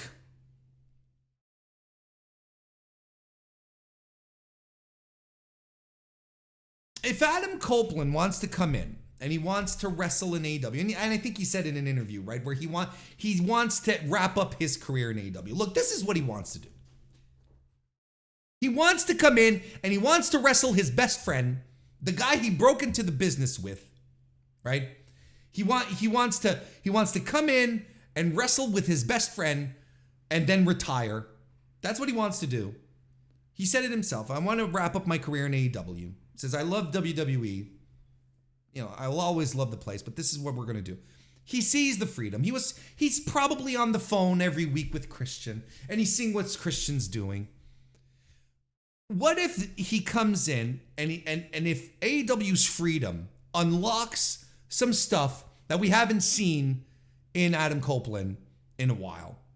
What if that happens? That would be awesome. Which is why I'm not going too hard here. Which is why I'm not doing, because AEW right now has proven, if it has proven one thing, is that it knows how to create second wins for older wrestlers, for guys who you think have nothing much left to offer, but then suddenly just leave it all out there and have more than something else to give. It's rejuvenating. It's different. It's new. Look at Jeff Jarrett on the level that he's performing, right? Look at Sting. Look at Christian Cage.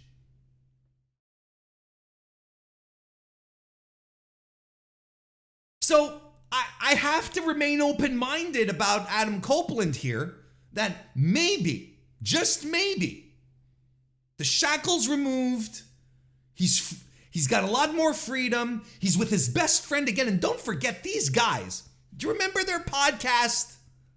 The Edge and Christian Power Hour, whatever the fuck, you know, who cares?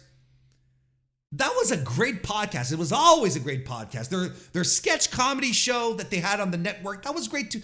These guys have great chemistry together.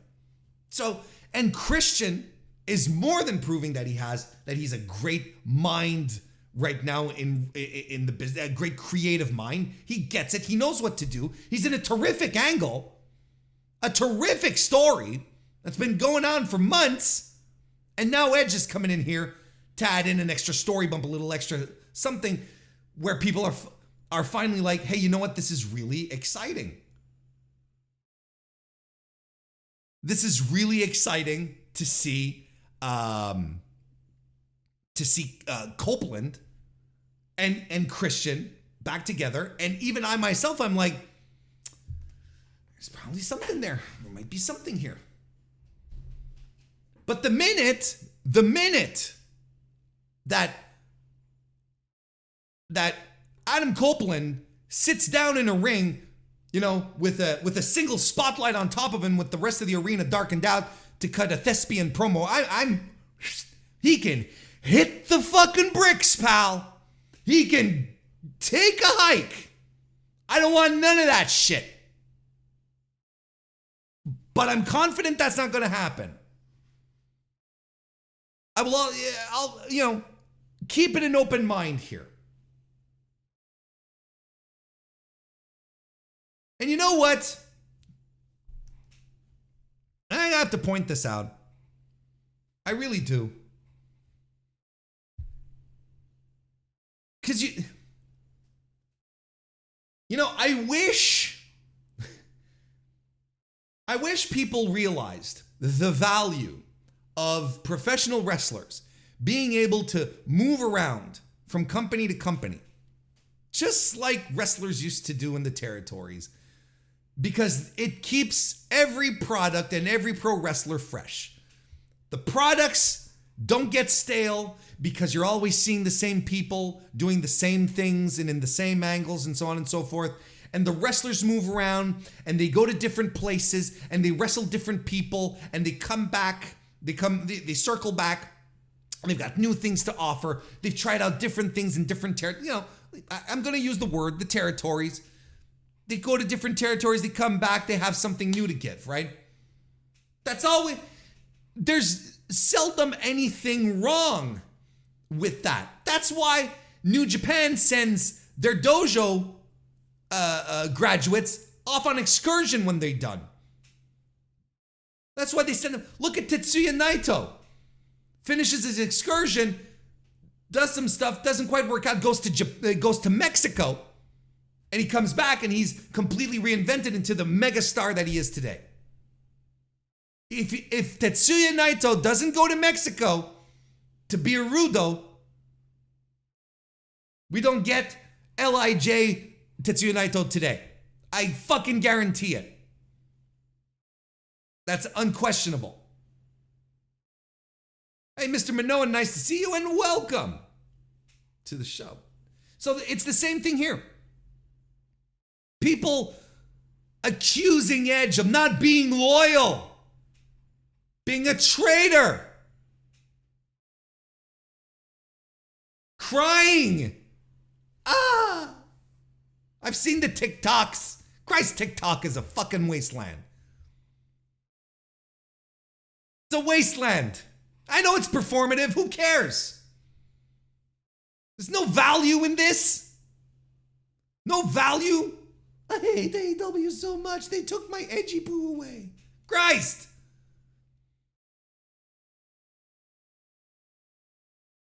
I wish there were more of this. I wish there was more of this. Wouldn't it be nice if there were trading periods in pro wrestling with, you know, like if there was like a true major league and people would do trades like that. Look, Jade going to WWE is the best thing she could do.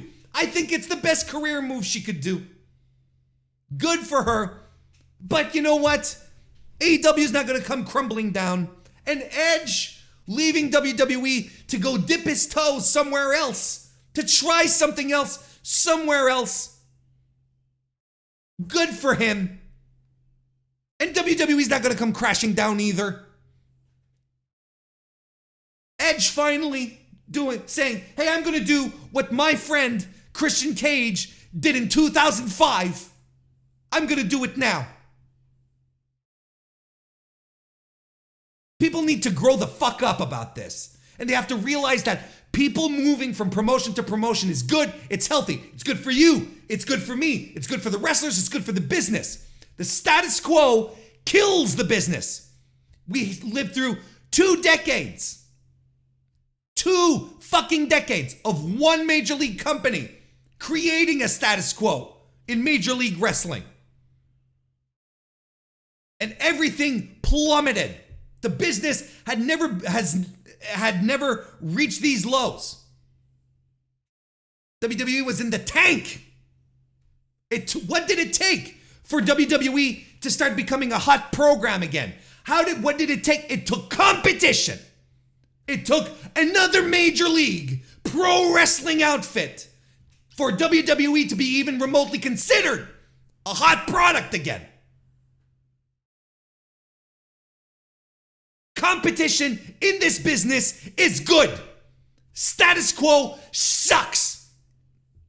No one benefits except the people at the top.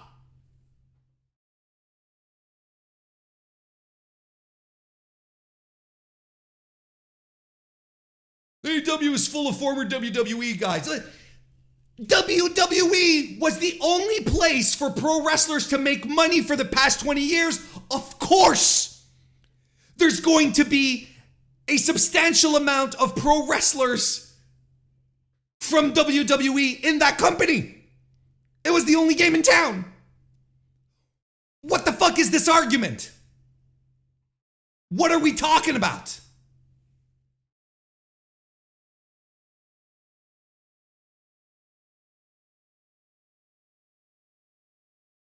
That was AEW WrestleDream, a tremendous pay-per-view experience that if you have not watched, I would say this is safe money for you to plunk down and rewatch, or buy the replays, what I'm saying, not rewatch, probably see. Tremendous. Top to bottom. Maybe not top. You scoop away the MJF opener and everything else is just gravy and meat and potatoes. It's Canadian Thanksgiving this weekend. No, but it's a tremendous show. A tremendous show. You just can't bet against an AEW pay-per-view. You really can't. You just can't. NXT No Mercy is another show that happened this past weekend. Oh, God almighty. September 30th, 2023, from the Mechanics Bank Arena in Bakersfield, California. 4,954 tickets distributed. Good little group. Nice little spot for the developmental brand. I'll tell you what. Here's the spoiler. Like, if at this point you're like, Warren, okay, just tell me what you thought about NXT and so I can go to bed. I didn't think this was a bad show. I think there's a lot of good on this show. I enjoyed it, for the most part. But like, everything that NXT does, it always gets in its own way to keep me from really getting into it and, you know, coming here enthusiastically and saying, yes, this was great, you know, because it's not a great show. It wasn't a great show. I thought it was pretty good. How about that? I thought it was pretty good because the good on this show was good enough to buoy, not Bowie, that's David Bowie, but buoy the rest of the nonsense.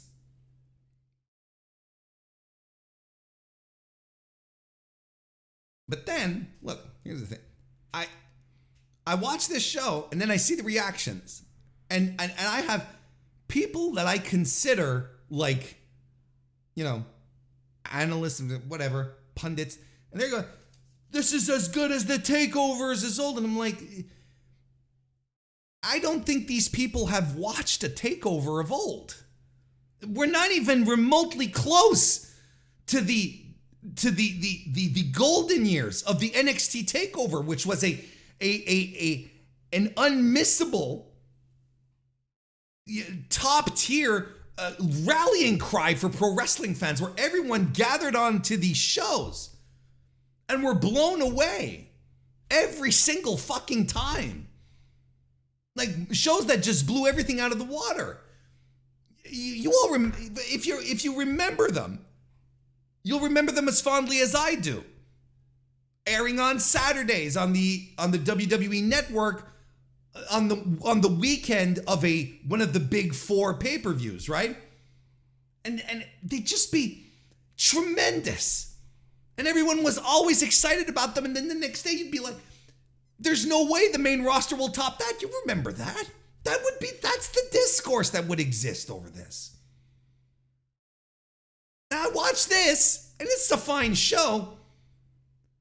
But why is it that with WWE fans, when something like even starts to smell like something, that might be a match of the year that's great or that gets you excited, it automatically has to be like great. It has to be at the top. It can't be, you can't be middling here. It's like it has to be 5-star or you're a bitch. It's a 4-star match. A 4-star match is a great match. A 4-star match is a great match. But if it's not if Dave is not giving this 5 stars, oh, he's a bitch. But it's always the same thing. It's like this new wrestler comes out and he or she has a great look and super charismatic. Push them. They're the greatest thing ever. They're so fantastic. What a revelation. What a prodigy. But they're not ready for these things. Everything always has to be, with WWE fans, has to be at the top, the best, uncomparable, or you compared to the truly great things. That there's no in between. We can't just say, we can't have level-headed analysis and say, well, this was pretty good. This will only get better. It can't be in between. It has to be. It all has to be compared to the greatest things ever. This is a far cry. Anyone who tells you this is like one of the old takeovers from 2016, 2017, 18, those glory years, 19, all of those glory years of NXT, anyone who tells you that this is comparable to that is a liar. You should not trust them. Don't trust them. This was a fine little wrestling show. Okay? But we are not, there was not a Samoa Joe Finn Balor here. There was no Shinsuke Nakamura. There was no Sami Zayn's here. That's all. This was a fine little show. But we are so far removed from what those takeovers were. But this, again, it's an annoyance that I have with WWE people, where it's like something they really like is suddenly compared to one of the greatest things ever. This has to be the greatest thing. It can't just be really good and stand on its own and I enjoyed it for this. No, we got to get the hyperbole out. The hyperbole. We have to get into that immediately.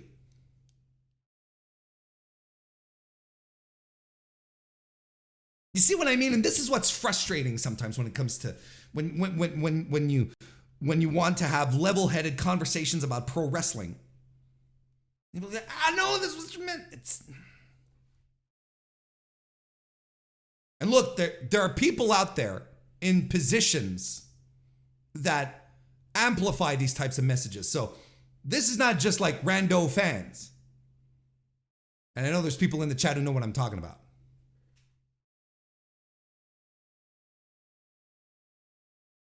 Let's get into it. Baron Corbin versus Braun Breaker. Look, straight off the bat, I am confronted with 2 wrestlers that I feel complete indifference about. Like complete and utter indifference. Braun Breaker is a guy who was a victim of the pandemic boredom that we were all going through when it came to wrestling. Because he popped up as a prospect, had that Steiner energy that people were really into, right? And that people were really into. They thought, he felt good, he felt fresh, and we were starved during the pandemic for anything like original and that just felt fresh, because everything was, Christ, it was the pandemic, folks. I don't need to remind you how we were all feeling back then, right? And he got pushed too hard, too quickly. He got pushed hard, too fast, too soon. And he got exposed. He got exposed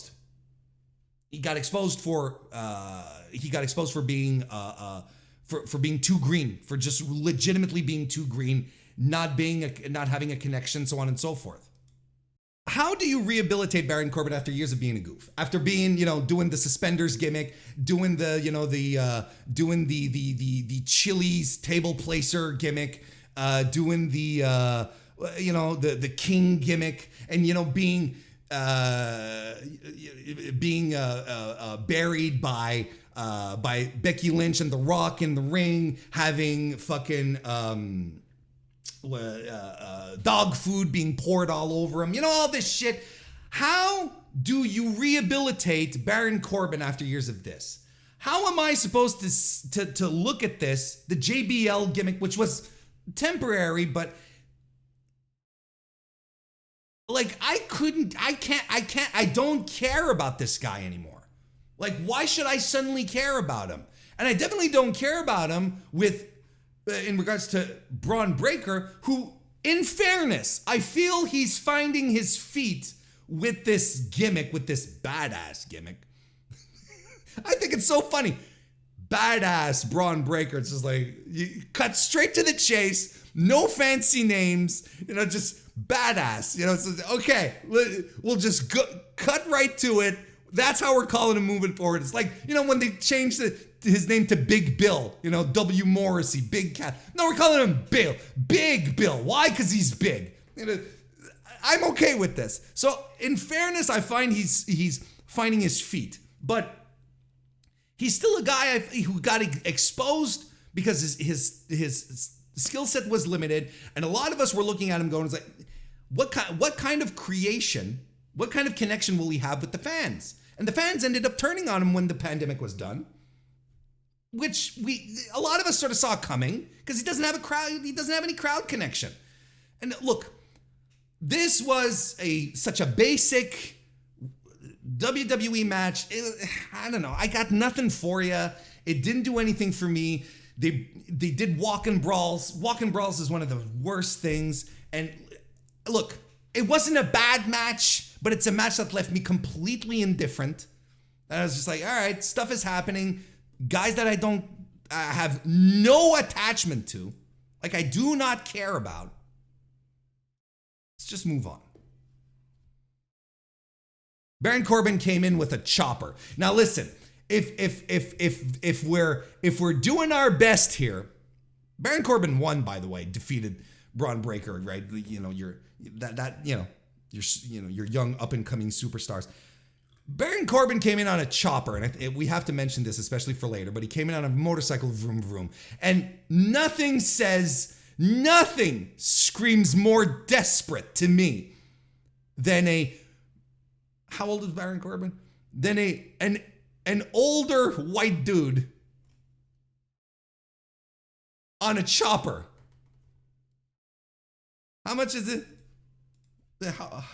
How old is Baron Corbin? He's 40. Let's call it. He's a middle-aged man. Middle-aged guy coming in on a chopper. That shrieks desperate to me.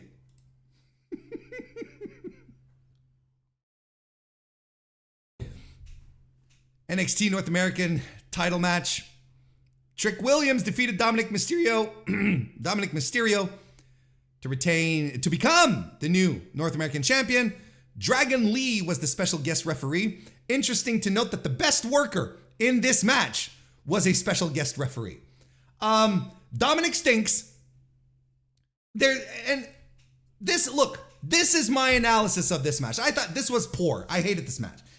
And I'm going to tell you, I will hammer home until there is a complete and utter turnaround on this guy.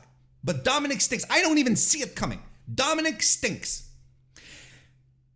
And it is even more glaring when he is juxtaposed to a guy like Trick Williams, who is younger, greener than him, much less experienced, and yet comes off as much more of a star. This is something that I tell you more than often about Dominic Mysterio. He does not project anything. He doesn't get pro wrestling. And I know the big thing here is that, the irony of Dominic, because we all know he's kind of bad, but it's kind of funny and we kind of hate him. Boo. I understand. The irony is going to wear off. And once it does, once this kid has to fly on his own, once Rhea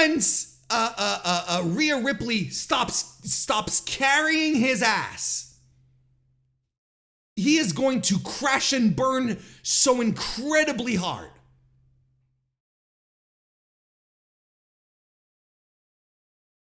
Back to my point here. He comes out and he just walks. He's got nothing.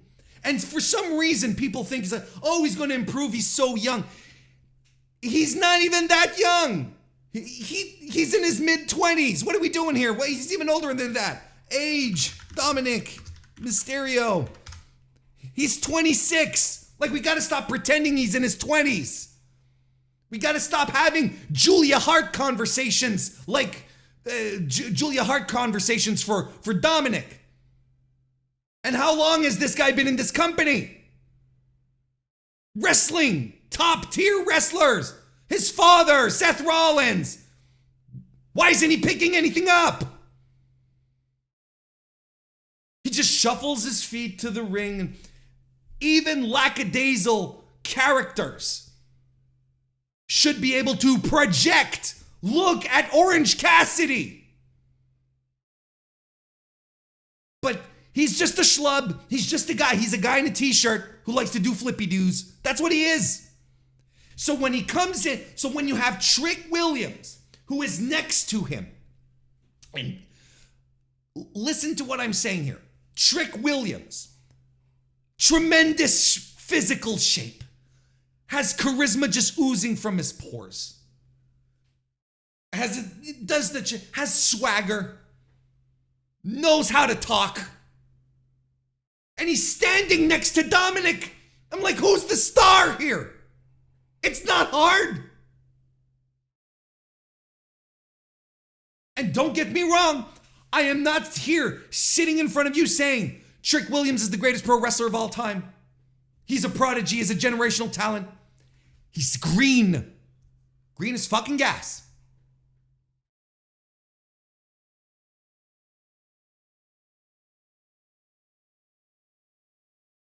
Which makes my point even more salient. Makes my point even more salient. Because Dominic should not be in this position anymore. Especially in the angles that he's in. The position he has in this fucking company. He's terrible. And this match wasn't good. And someone has to explain to me why Dragon Lee took a super kick to the chin, accidental, falls out of the ring, and is acting like a ref. He's like got a glass jaw, and he's taken out for like the entire final third of the match. Another ref has to come in to fill his shoes. What are we doing? It's fucking Dragon Lee. It's not even a bit. The best worker in this match, the best wrestler in this match was the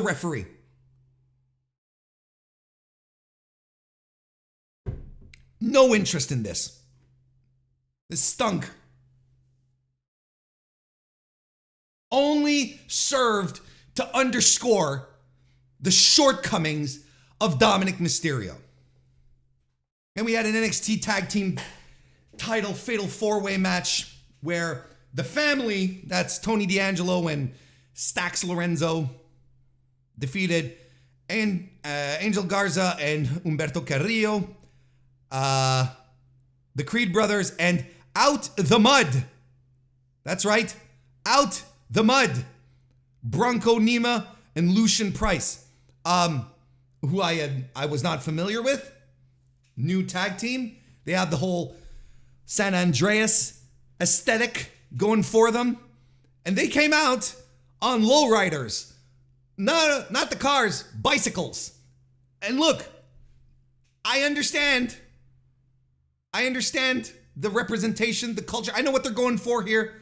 But when earlier in the evening you have a guy coming out on an actual chopper, the two dudes coming out with their lowrider bicycles, I don't know. But listen, not unlike the four-way that we saw at the tag team four-way that we saw at WrestleDream. This is a bunch of guys doing stuff. But hey, listen, the Creeds. God bless the Creed brothers. Brutus shoulder blocking everyone. Julius throwing Northern Light suplexes left and right like it's nobody's business. Crowd gets alive for this. Of course they do. Brutus does a cannonball dive off the top rope to the floor. They do a bit with Tony D'Angelo where he gets hurt and medical carries him back, but then so he leaves Stax Lorenzo, Stacks Channing Stacks, stacks of Lorenzo Channings alone in the ring. But we know you see this bit coming. He comes back for the heroic whatever. Look, and here's the thing. Here's another guy who got exposed post-pandemic. Because again, there was a time Tony D'Angelo was on everyone's lips. It was like, just, that's all, everyone I was talking to was like, Tony D, he's so wild. You know, what a great character. He's going to be great on main roster. But here's another guy who's been exposed. Very little crowd connection and not a particularly good wrestler. And good for him if he's at a point where he's like, he can sit out the rest of a match, come in for the heroic save and get the win for his team while putting minimal effort in. Good for him. Look, I don't know what to tell you here. God bless the Creeds in this match.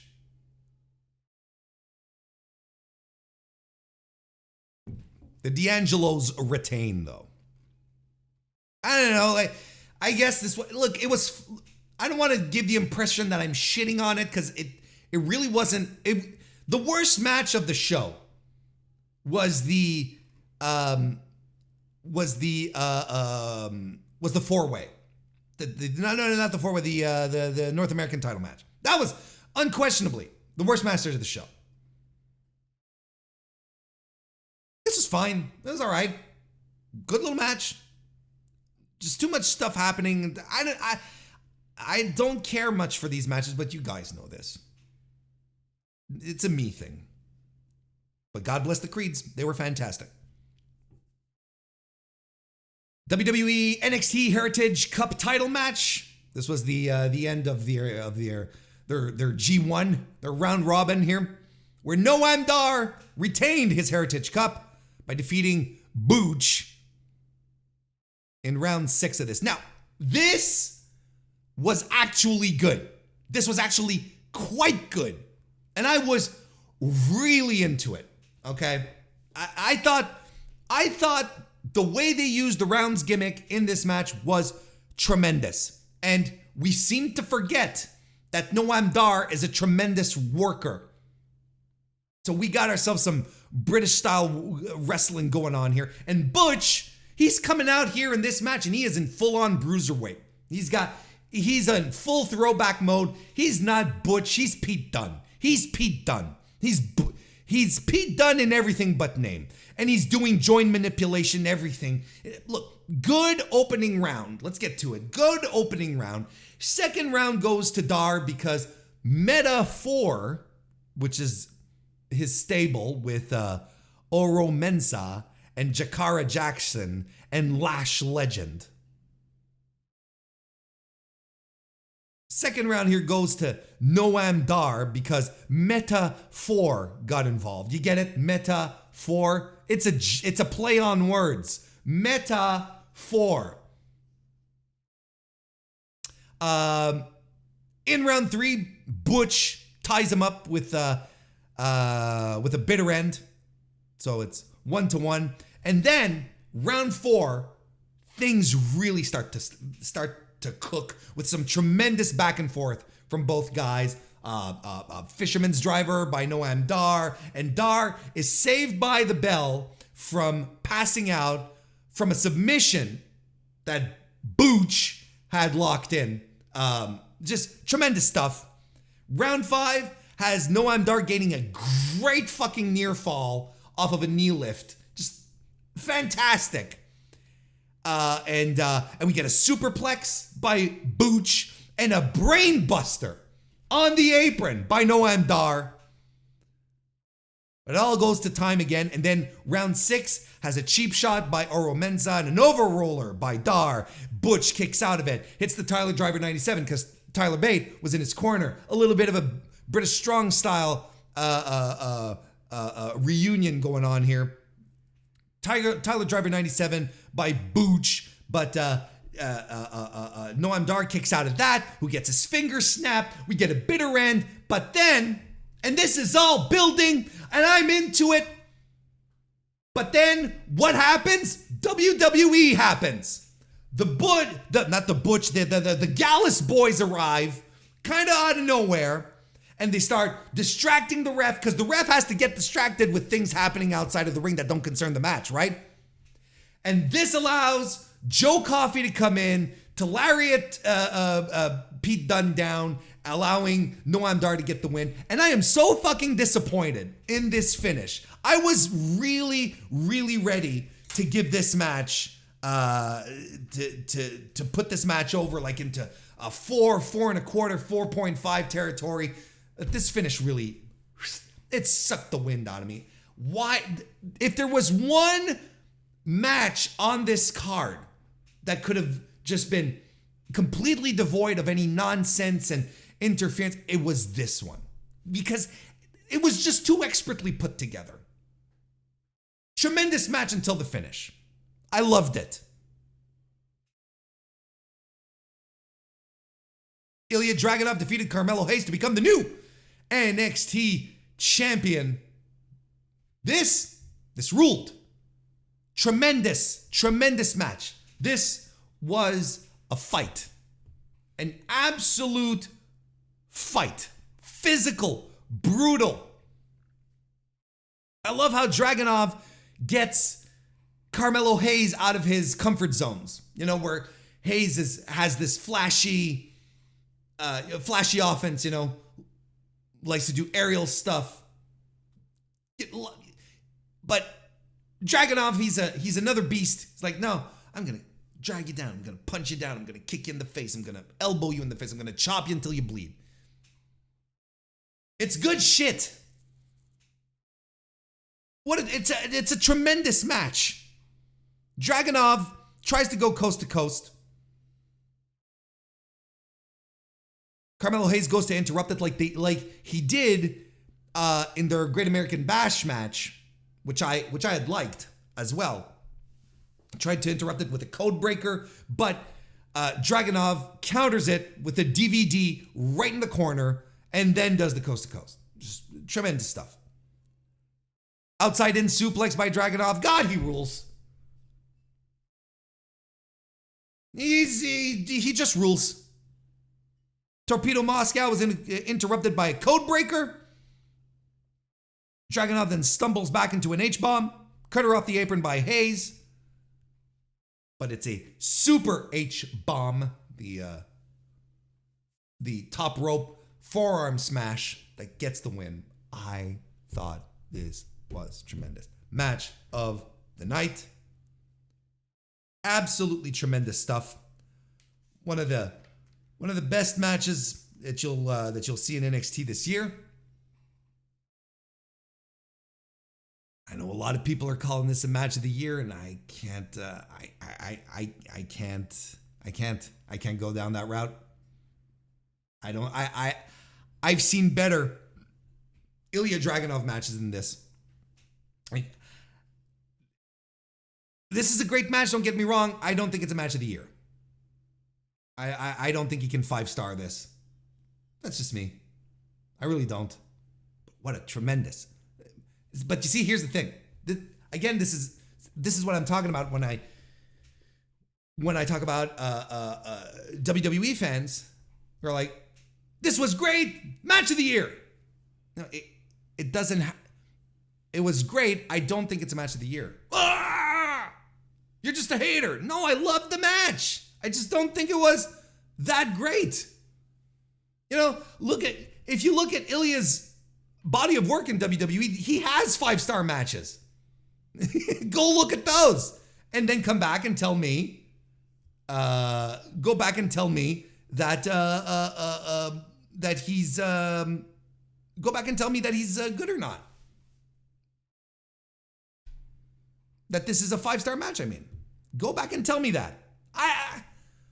And look, Carmelo Hayes, good little run. But you will recall that I said on the podcast here, with the way he was winning his matches and that they weren't very convincing wins, you know, and especially when he won the title off of Braun, you know, it wasn't a Braun breaker. It wasn't a resounding win. I told you all, his reign is not going to be that long. It's going to be short because I don't feel he has the confidence of management behind him. Because he didn't have like this definite win over Breaker. And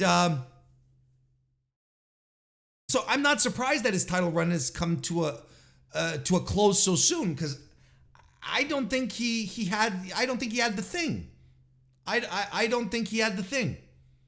And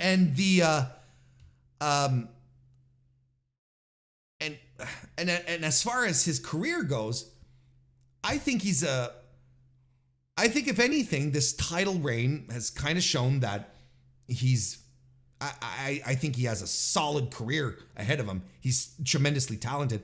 I don't think he's a guy. I don't think he's a top guy. But this is WWE, right?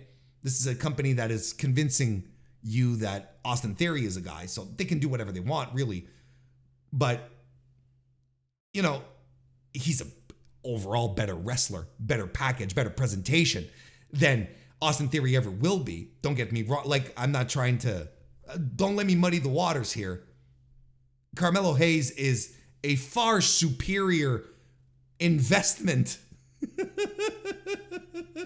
Much superior investment. But he's not great.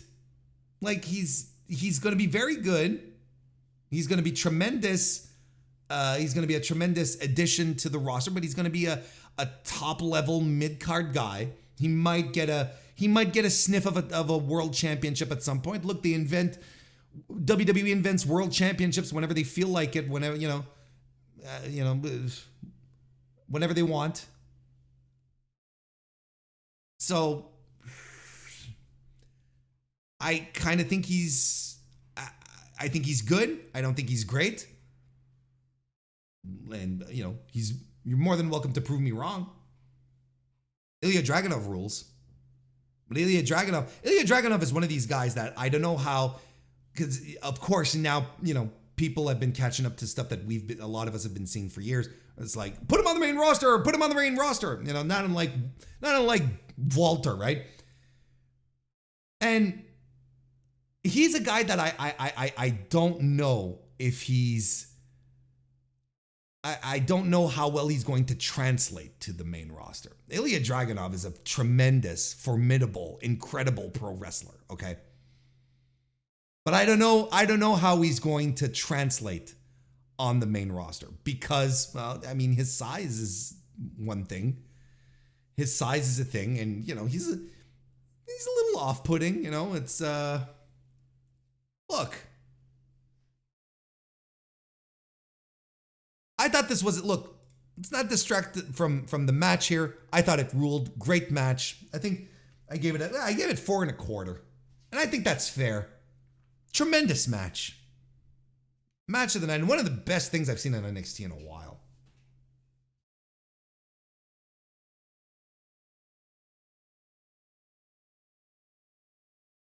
Dominic Mysterio just recaptured the NXT title. I'll hit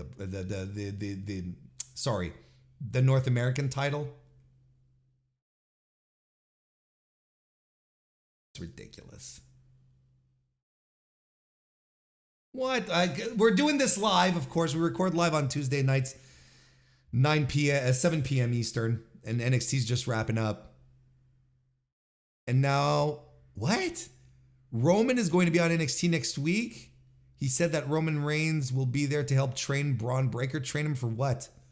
What do they do? Oh, look, I'm not surprised because we haven't had a chance to talk about the business of WWE, right? And the SmackDown sale and all that because I've been out for 2 weeks. But you know why they're putting all these stars on NXT, right? Because I think USA Network is a little, now that they've secured SmackDown, they're not so sure about the other two shows, particularly NXT. So they want to boost up some ratings, make it look a little good for anyone else who might be interested in picking up Raw and or NXT. I'm just putting that out there. I'm not getting into deep analysis, but and as Kristen pointed out, that's a very good point. Next week is Title Tuesday, so we've got the big head-to-head shows. So that's important to point out as well. By the way, just as a little reminder here as we go along, next week, the Mr. Warren Hayes Show will not be on Tuesday. Will probably be on Monday. I will let you know as we go along on my various communication channels, the Discord, the community tab on youtube.com/MrWarrenHayes or on Blue Sky. I will let you know whether or not I'm recording the podcast live on Monday or if I'm recording offline and then putting it up for you to all enjoy.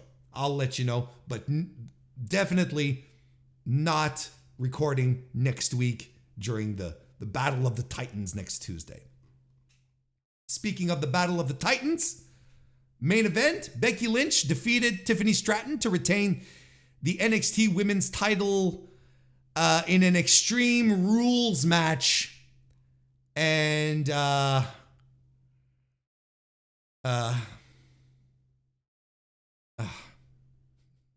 I knew this wasn't going to be for me because these WWE no DQ extreme matches, they're like baby's first hardcore match every time. It's not good, folks. Especially when you consider what we see on another nationally broadcast television promotion.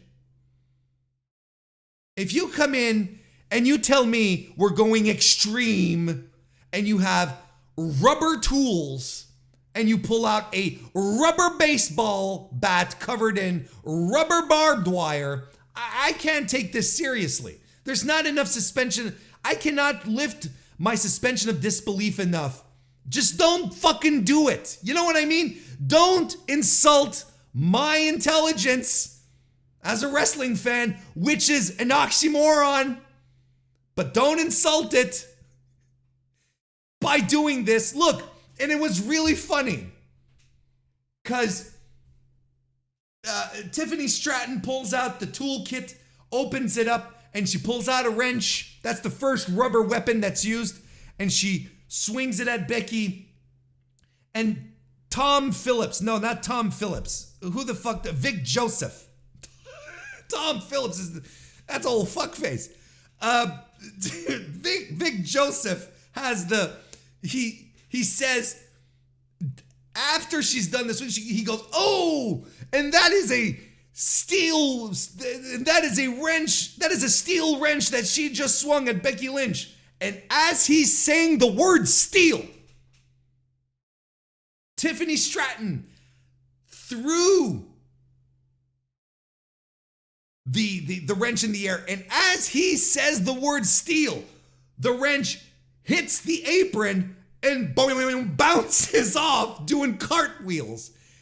And I am dying laughing. Tremendous.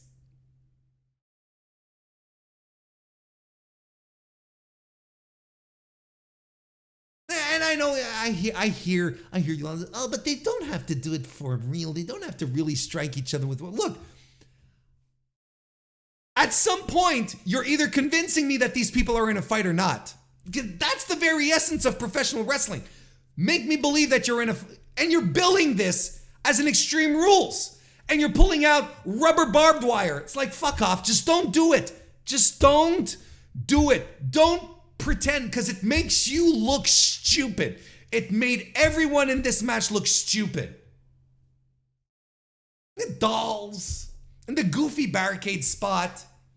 This match was sloppy at times. This was not for me. This was not for me. And again, I like Tiffany Stratton and I love Becky Lynch. Everyone involved in this match looked like dopes. Just don't do it. Don't pull out the, like, if you're going to do it, let's flip this on the other side. Why wouldn't they do it? I see this happening in AEW. I even seen the women bleed buckets. Remember the bunny? I sure fucking do. Hardcore plunder wrestler Anna Jay. You're gonna tell me, oh, they don't have to do this. No, they don't. So don't bill it as a fucking Extreme Rules match. Don't pull out barbed wire weapons and that are made out of rubber and rubber tools that belong in a little Tykes kit. I'm not a moron. I promise. This was not for me. But here's the thing, is like even at times in here, like Tiffany Stratton, she hits those beautiful moonsaults. Like she again, I feel like I have to parse everything I say when it comes to Tiffany Stratton just to make sure that I'm not shitting on her, because I like her a lot. I like Tiffany Stratton. But this is, again, someone who is not ready for the spots that she's thrown into. She's not. She's still very green, but she's learning. She's improving. She's great. She's got the charisma. She gets it. Look at her when she started as opposed to now. And she is on an upward trajectory. And she is going to be a tremendous asset to WWE. And trust me, they know what they have with her. They're not going to screw around with her for too long. But everyone is like, she's so great. She's so tremendous. She's the greatest thing in it. Why can't we dial back our enthusiasm for someone? Not even dial back. Be reasonable about it. I'm enthusiastic about her future.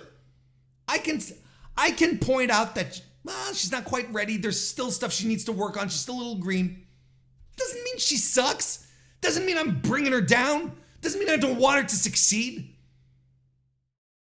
But you see, that's the discourse that you have with WWE fans. It has to be, everything has to be full-blown pedal to the metal, 100 miles an hour, or you're just a hater, right? It's like people saying that this is the greatest women's match of all time. I've seen this commentary with my own two eyes, or one of the greatest women's wrestling matches of all time. I beg these people to watch anything else. I beg these people to watch anything else if they think this is one of the greatest women's wrestling matches of all time. I can't see it. It's not even close to being true. But you see what I mean? They see something that, wow, this wowed me, so we have to go all in. We have to push the pedal all the way down. We can't just go, we can't be reasonable. We can't be level-headed. WWE fans are, it's the greatest. It's the best. It's comparable to the greatest shit that ever happened. You know, Becky Lynch versus Charlotte Flair at Evolution is one of the most tremendous women's matches ever put on in that company. This thing here wasn't even close. Sasha Banks and Bayley, not even close to this match, not even close to that. And we're not even going to start talking about AJW back in the 90s. We're not going to talk about Dump Matsumoto. We're not going to talk about Minami Toyota. We're not going to talk about Aja Kong. I beg these people to watch anything else.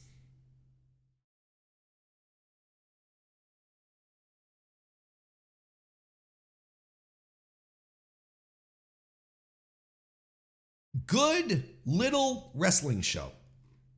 And look, the women's match is not for me. It was not for me. It was just not for me. If it was for you and you enjoyed it, all the more power to you, but it's not for me.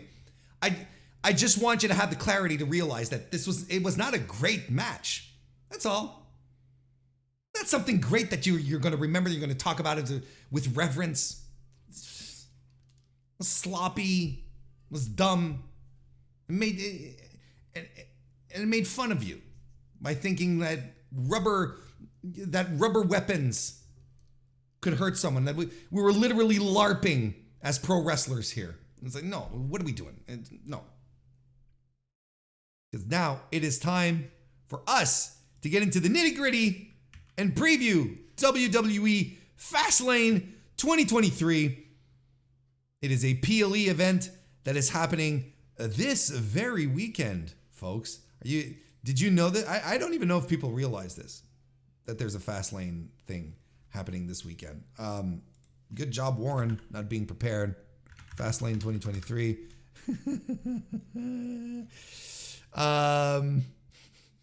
It is happening this weekend, October 7th, from the Gainbridge Fieldhouse in Indianapolis, Indiana. It is a five match card. It came up fast indeed. That's what happens in the fast lane. Let's just get right into it. On paper, yes, they do have a full match card. And on paper, this has the potential to be the worst WWE PLE this year. We'll see what happens. But this really has the potential to stink up the joint. Seth freaking Rollins will be defending the World Heavyweight Championship against Shinsuke Nakamura in a last man standing match. Now, as you may recall, I do my research. As you may recall, Seth freaking Rollins defeated Shinsuke Nakamura at Payback. Now, apparently, when the show went off the air, because you remember the show finished with Shinsuke sort of loitering outside the ring. You remember that? He was just hanging around. Well, when the show went off the air, apparently Rollins was making his way backstage and Nakamura attacked him. This was probably something they put up on social media. Look, it doesn't matter. This perpetuated the feud. The next night on Raw, or at least the next Raw, because pay-per-views, PLEs are Saturdays now for WWE, Rollins was a little peeved and he challenged Nakamura to a rematch. Nakamura says, I'm doing it on my terms. And that was the real awkward one where Nakamura wasn't talking at all. And you're like, what are they doing? What is this? What's going on here? And on the phone, and then after there was a brawl, and they just fight over the next few weeks, and then Rollins sort of insisted, hey, Nakamura, pick the time and place. And then Nakamura eventually accepted the proposal and chose a last man standing match. I am of the belief that the Shinsuke Nakamura North American power run has that ship has sailed. I think I don't think the company has any faith or trust. Like, there's really nothing to glean out of Shinsuke Nakamura anymore. And I thought the Payback main event was kind of dull. It was a slog. It was plodding, and I didn't think it was very good. I don't see how this is going to be very good. It's going to be a last man standing match with WWE no DQ rules. So all of this is already playing against me. I think Seth retains. Seth is very over. People sing his song. The Bloodline, aka Jimmy Uso and Solo Sikoa, will be taking on John Cena and LA Knight. Dummy, yeah. This is a story where John Cena showed up on, what was it, the September 1st edition of SmackDown. And Jimmy Uso came out saying, oh, the fans, they came to see me, that kind of bullshit. And then Cena said Jimmy should have quit WWE instead of Jay. See, this was all in that period where people thought that Jay Uso had quit WWE. Aren't they cute? And then he laid out Jimmy. Then Cena was on the Grayson Waller effect, and then Jimmy came out to talk some more shit, and then Solo Sikoa jumped in, and they attacked Cena, and that sort of created their bond because they were sort of suspicious of each other, because everyone's suspicious of each other in the fucking Bloodline angle, right? And then AJ Styles came in for the save, and then we were sort of setting up for a tag team match, and there was a contract signing, and then Jimmy and Solo took out AJ Styles, so John Cena had no more partners until LA Knight came in and said, I'll be your partner. And remember, John Cena sort of gave him the rub. He endorsed him at the Payback show in his terrible match against The Miz. So this is where we're at. Yeah, I can't help but think that they're trying to use John Cena to save the Bloodline angle. Is this the feeling that you're getting? To continue to make the Bloodline angle feel important and significant? Oh, look, we've got our big part-timer coming in to take part in this. It's main event stuff, folks.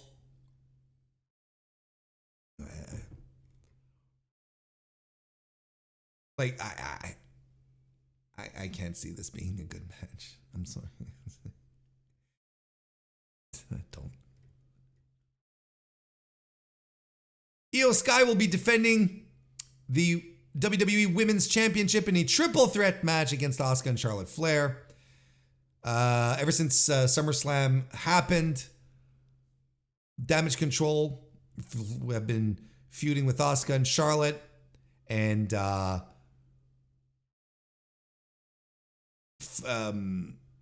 then Flair defeated Bayley to challenge Io Sky for the title at Fastlane, and then Asuka came out to assist Flair when Damage Control got involved, and then Bayley made the match, accepted the match on behalf of Io Sky, and Io Sky didn't like it. See, all of these factions all have distrust and mistrust amongst each other, right? You've got Damian Priest and Finn Balor, and then no one in the Bloodline hangs out with each other or whatever the fuck. And Bayley here and Io Shirai are still at odds. look, the outlier in this match is Charlotte Flair. If Charlotte's on a good night, this is going to be a good match. If it's not, it's going to... Io and Asuka are going to have to do a hell of a carry job. That's all there is to it. I don't know who... Listen. Jade Cargill comes in and goes after Charlotte Flair. Don't forget, Charlotte is supposed to be a babyface, even though she is a terrible babyface. That makes sense to me. Charlotte Flair winning the title. Rey Mysterio, Santos Escobar, and one other guy of the Latino World Order will be taking on Bobby Lashley and the Street Profits, who are now like they're the new Hurt Business. Anyway, they've been feuding back and forth, and the Street Profits are in this move where it's like Bobby Lashley wants them to prove themselves, right? It's like, oh, if you guys can't beat these guys, I might look for... See, it's all the same stories in all of these angles.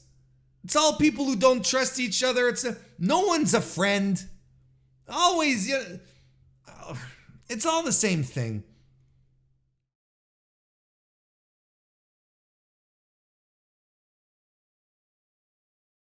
I don't know what to think of this. Then the Judgment Day team of Finn Balor and Damian Priest will be defending their tag team titles against Cody Rhodes and Jey Uso. So,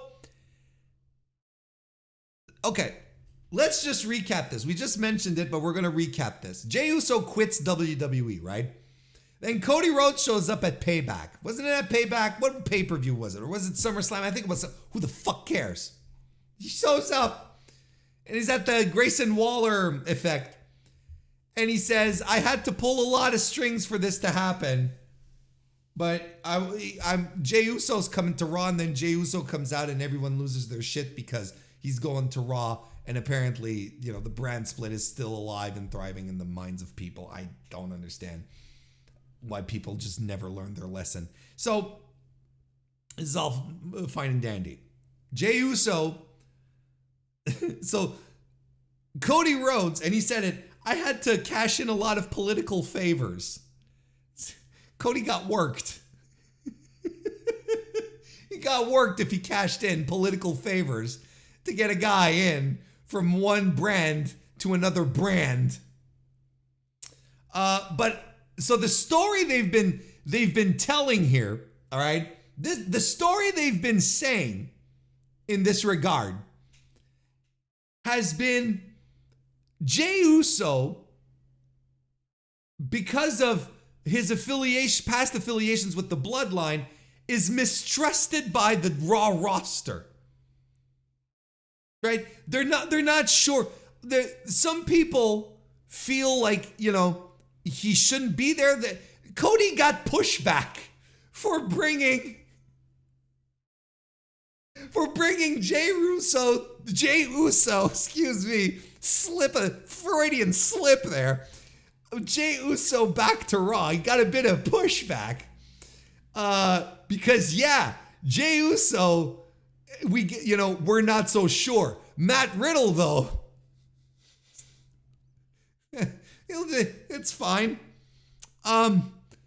But Cody, good guy Cody, ascertains that Jey is going to, he's reformed. He deserves a second chance.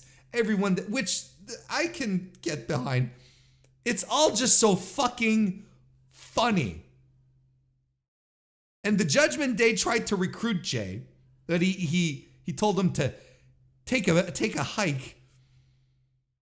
So then Jey was attacked by Judgment Day, of course, because that's how it goes, and was saved by Cody, his only friend on Raw. Jey getting the old Rhodes rub here. Not unlike Eddie Kingston and Ricky Starks and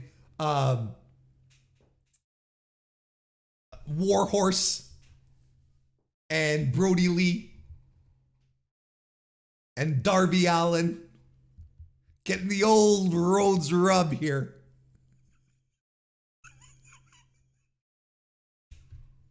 And Malachi Black. And Sonny Kiss. Jesus Christ.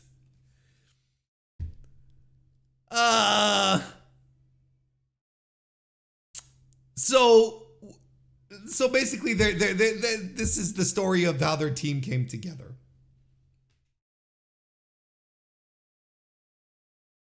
Oh, guys.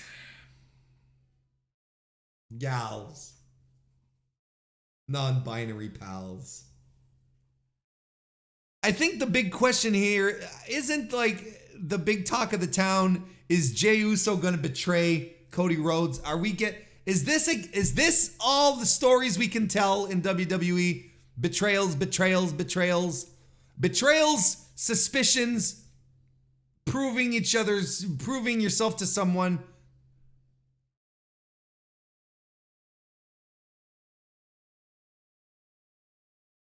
Look, all I know is that there is going to be a lot of cinema in this match. There's going to be a lot of cinema, and I'm going to get fucking annoyed at it. Everything is bloodline. And I'm not kidding. Look at all these matches. Everything is bloodline. Except for Rollins and Nakamura.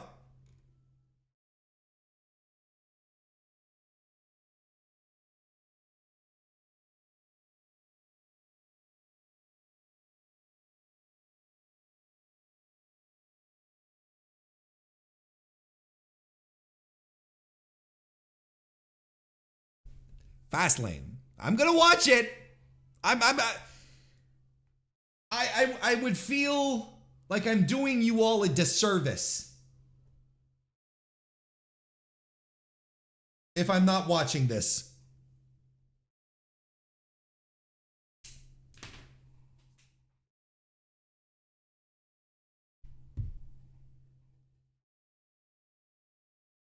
But look at this card.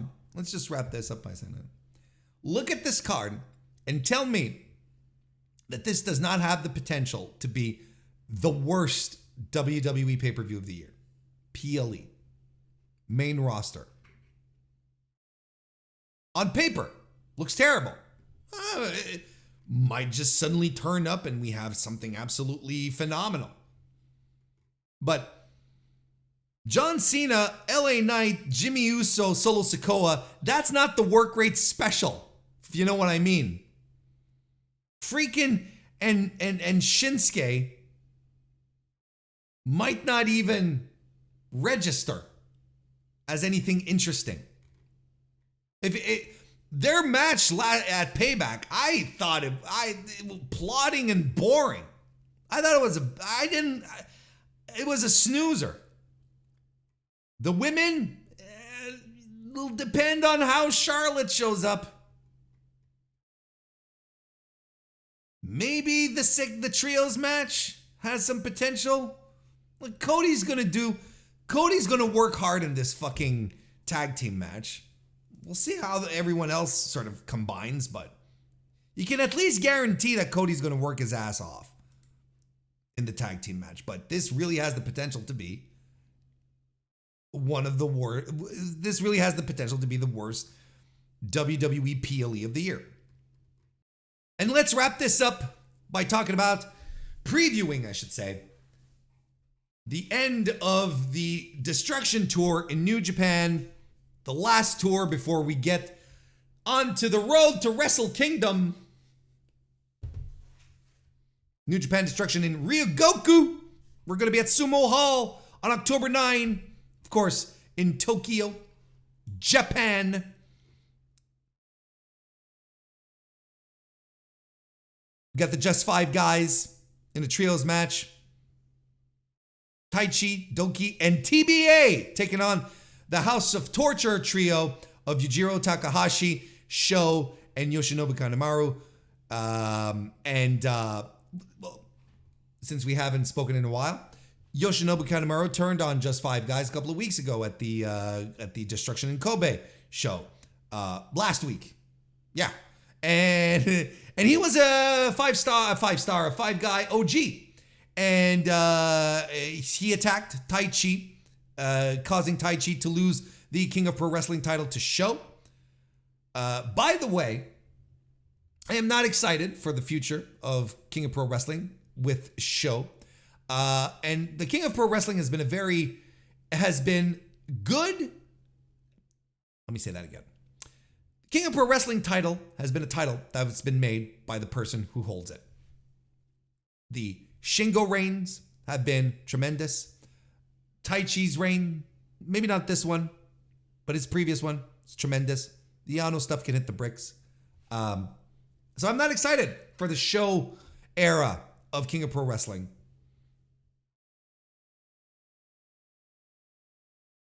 But earlier this week, I think it was it Sanada or was it Taka Michinoku? Doesn't matter. They said that they're still going to be Just Five Guys. They're not going to pull out the old Just Four Guys merch. They're going to go back to being Just Five Guys because they're going to be bringing out a new member at the show on October 9 to team up in this trios match, which I will assume that Just Five Guys is going to win. Tai Chi, Doki, and TBA. And of course, there's a lot of speculation as to who the TBA is going to be. And it turns out, well, I mean, I don't have any inside information, but the betting odds favorite is Yuya Uemura, who a lot of people were convinced was not going to return to Japan. He was going to stay in North America after his Impact stint. But for all intents and purposes, he's gone from, he did the Feast or Famine gimmick, and he's gone from Impact. So there's a lot of people thinking that he might show up there, which would be tremendous. Uemura is, I think there's a lot of upside to him. I think he'd be a good fit in this group too. It'll be fun to see him in there. And as I answered a little earlier in one of the Q&As that you may not be privy to if you're watching this on demand or the podcast, I was asked this question on the community Q&A segment, and I would even go as far as to say Taiji Ishimori. I think that would, I think a lot of people are want to be excited about this. I would say this is the kind of situation where New Japan not usually, but then has a tendency to go, well, we're going to pump the brakes on your excitement here. Here's Taiji Ishimori, which would make a lot of sense, don't get me wrong, getting him out of the New Japan, not the New Japan, the Bullet Club nonsense, just giving him a fresh start into something else would be good. And if we really want to go rogue here and get excited, Katsuhiko Nakajima. Did I say Katsukihu? The hell? Katsuhiko Nakajima, recently released, recent free agent after departing Pro Wrestling Noah, would be a really interesting addition. Now that would be a top tier surprise and would be pretty fucking bold. But yeah, I think it's a little far fetched. It's a bold prediction. But yeah, Just Five Guys here have to win. Just Five Guys here have to win. If they're debuting a new guy. Then we have a special singles match. So very special. Tongaloa taking on Chase Owens. Couldn't give less of a toss about this. I'm pulling out my British vernacular here. That's how much I don't care about this match. I'm trying to give it an international flavor. I could not care less about this. I don't give a shit. The LIJ team of Tetsuya Naito, Shingo Takagi, Yota Tsuji, and Bushi will be an 8-man tag action against the United Empire group of Jeff Cobb, Great O'Khan, Hinare, and Callum Newman, who has started working in New Japan. Something tells me he might end up on some kind of tag league for the world. But yeah. I mean, this, I like the LIJ 8-mans. And you got Naito, you got Shingo. This has all the elements for me. This will be fun. And it might set up some stuff for Tsuji or Shingo for the rest for Wrestle Kingdom, or it may not. Like Cobb, Great Khan. Maybe revisiting Shingo and Great Khan. Shingo beat him a couple of weeks ago. Maybe Great Khan wants a little more out of this, because I feel like they might be starting to tell a story where Great Khan feels like he has to prove himself, like he has to rise himself back to the top kind of thing. A top that a lot of people thought he was going to clutch on to and just never let go. But the push hasn't quite been there. I don't know. Are we doing Tsuji and Jeff Cobb on to Wrestle Kingdom? That feels like a bit of a downgrade. But then again, a win for Tsuji, who he has to... I don't know. We'll see. Clark Connors and Drilla Maloney, a.k.a. Dan Maloney, will be taking on the Intergalactic Jet Setters, Kevin Knight and Kushida, to defend their IWGP Junior Heavyweight Tag Team Championship. This should be fun. Should be fine. Kevin Knight has been growing exponentially. He's a prospect for New Japan. This should be pretty good. I predict the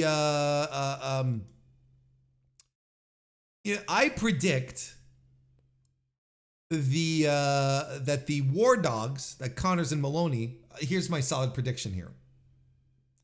They will flaunt the titles at the level of their crotch and swing them around like they're gigantic penises. I think they might do that.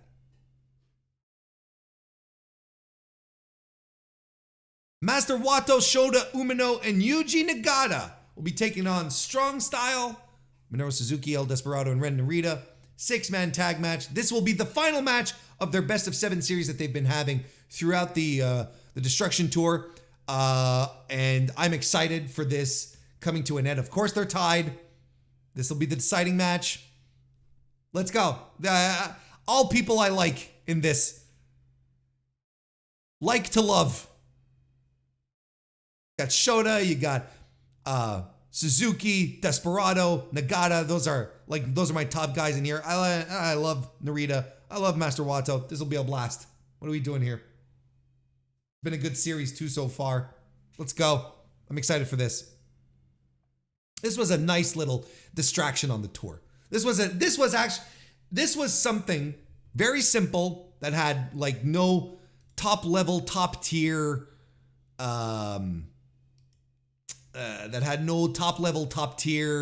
situations, where there's titles involved, or just guys wanting to kick the shit out of each other, and I loved it. Then we have Alex Coughlin and Gabriel Kidd defending their strong openweight tag team titles against Hikuleo and El Phantasmo. I'm not quite sure what to make of this. I love, Gabe Kidd, El Phantasmo. I love them. I don't know what to make out of this. I wouldn't discount Phantasmo and Hikuleo getting the titles here, because for some reason we're gonna push Hikuleo here.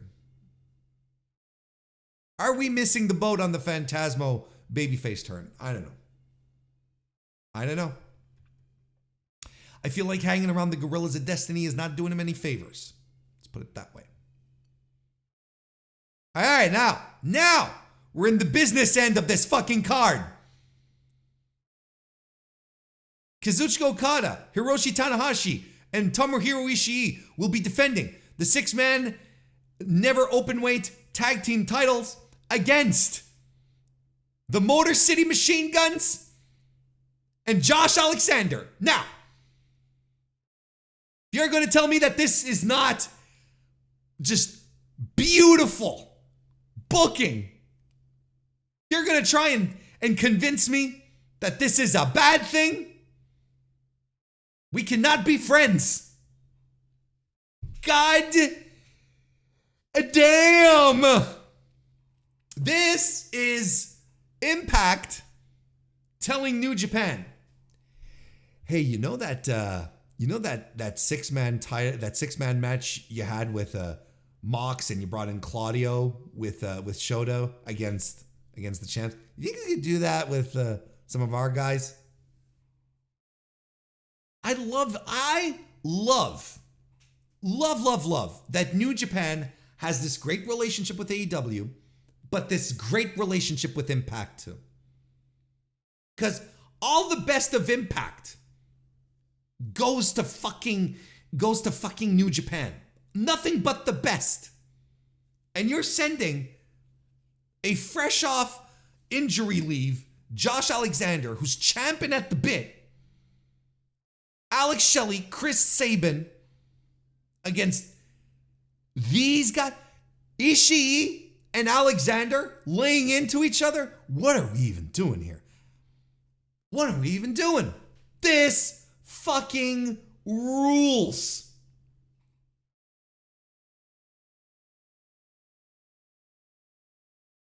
This rules.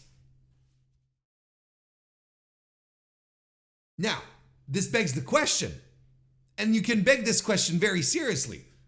Do they drop the six-man titles to these guys? Probably not.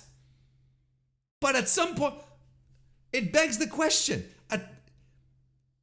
Kazuchika Okada going into Wrestle Kingdom as 1/3 of the never openweight six-man champions? What? Like, they're going to have to drop these titles at some point, right? Or is this going to be defended at the show? Because listen, keep this in mind. Look at what I said previously, right? One of the previous defenses that they had of the six-man titles against Mox, against Claudio, and against Shota. That was a big time match.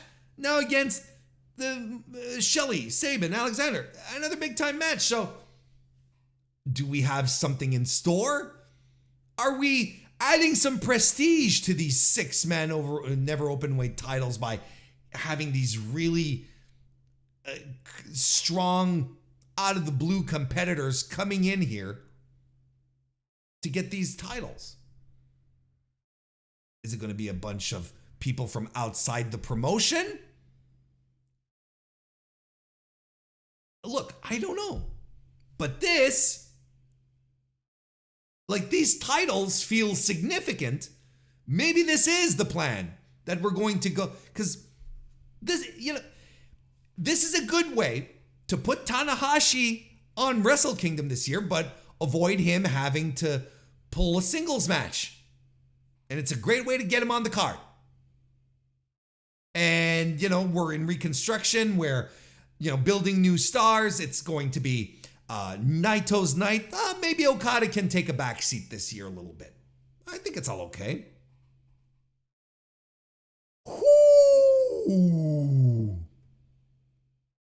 Let's see how this goes.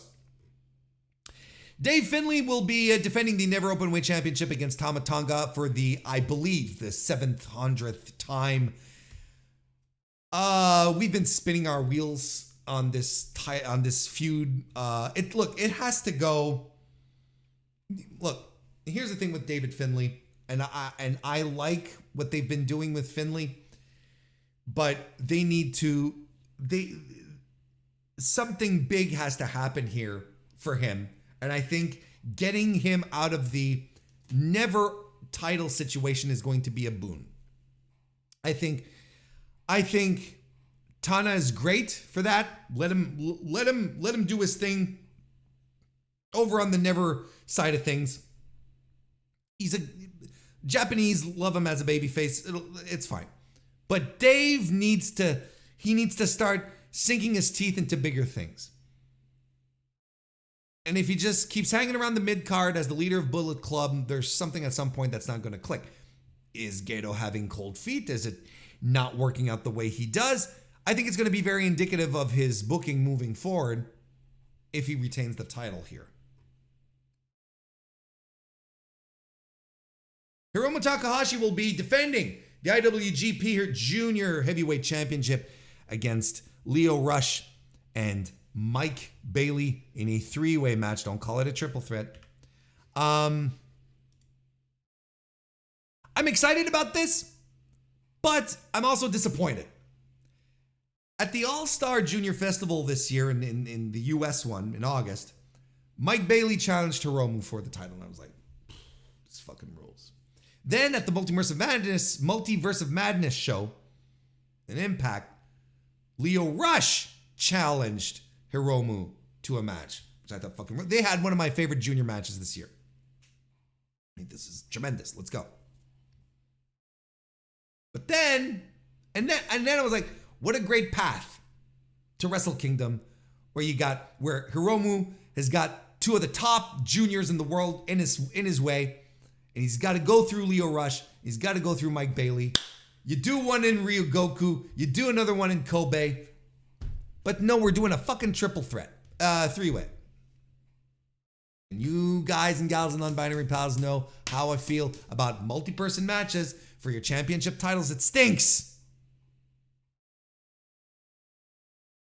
So here's the thing.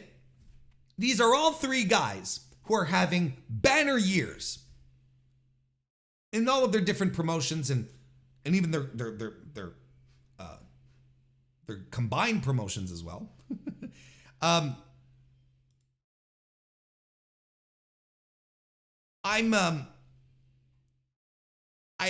wish they had done two singles matches so that both Bailey and Lio Rush could just like really sink their teeth into it. It's hard for me to be super down on this. And I don't find New Japan multi-man matches like this are really all that good, but we got a couple of North Americans here in this to help guide it along who've done a ton of them. These guys are too good for it to stink, but I don't know. I'm just a little disappointed at it, but I'll probably be back here next Tuesday, Monday, telling y'all how great it was, probably. I just wish it was another path. I think Hiromu retains. And then the main event, Sonata will be defending the IWGP World Heavyweight Championship against Evil in a lumberjack match. I absolutely loathe lumberjack matches. I think they're dumb. They haven't been done well in years. It's stupid.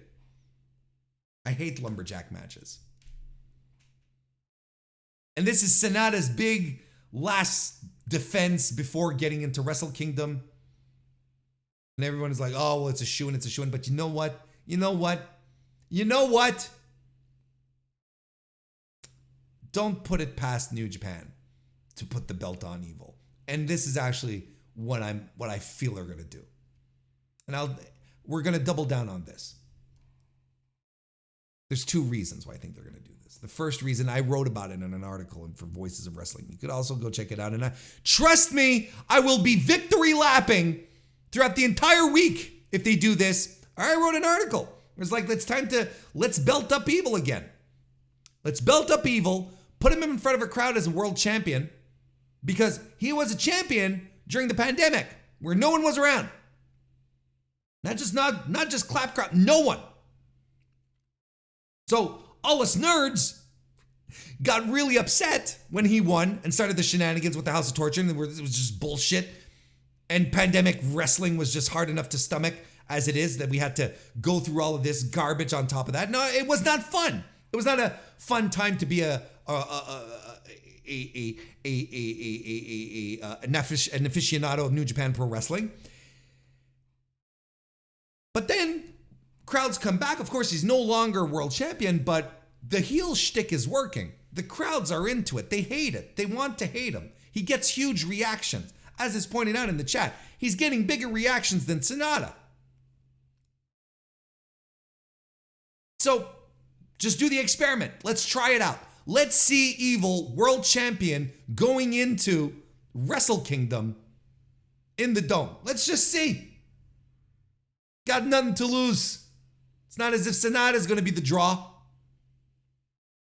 But the second reason, and I think the most plausible reason that they're going to do this, Evil, Takaki Watanabe, was Naito's partner, had his back when Naito returned from excursion in 2015, when Naito fought Hiroshi Tanahashi for the IWGP title shot at Wrestle Kingdom 10. Yeah, Wrestle Kingdom 10. So, of course, that wasn't officially when LIJ started. That started when, I think it was the next night. Timeline is a little messed up, but then it started when it started when Bushi was there. That's when they actually formed LIJ. But Rudo, LIJ, Naito came back that night, and one guy had his back, and that was Evil. You know New Japan likes these types of stories, and I do too. You dig into the history, and you pull out this OG member of LIJ, a guy that Naito put his trust in. They bled together, they worked together, they traveled together, turned his back on him, and now he is the guy standing in front of Naito to try and keep Naito from accomplishing his dream, his goal, his target of winning the IWGP World Championship in the Dome and doing the LIJ roll call in the Dome. It's that guy, that scumbag Evil, whose history is intertwined with Naito's. I can't think of a better story. I can't think of something more compelling to put together here. Do not consider Sanada a shoo-in for the Dome. I think it is irresponsible of you. Now, he might win. What I'm saying here, and I hope I made my point clear, is that there is a legitimate and interesting way for Evil to make his way to the Dome. Remember, unless Gedo decides to become unless Gedo decides that he is going to become the greatest villain in Puro history, Wrestle Kingdom 2024 should mark a win by the biggest babyface in New Japan Pro Wrestling. Tetsuya Naito, I think it's written in the stars, is winning that fucking title in the Dome on January 4th next year. I think that's a given. They just need to give him the villain. I don't think Sanada's the guy. I am not on the Sanada train. I gave him a shot. He does nothing for me. Does nothing for a lot of yous, twos.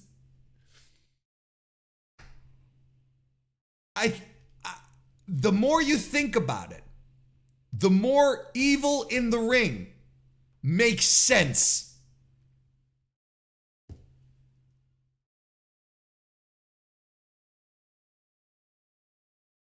And I promise, I will take a victory lap if this happens next week.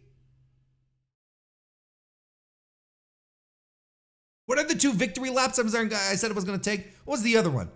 A victory lap for this, and fuck. What was it? I can't remember. I'm sure it'll come back to me. Unless chat can remember. There was another victory lap that I wanted to take if something happened. I can't remember. It doesn't matter. Anyway, do not discount Evil winning. That's all I want to say. And that's going to be the Ryogoku. The Ryogoku show, Sumo Hall.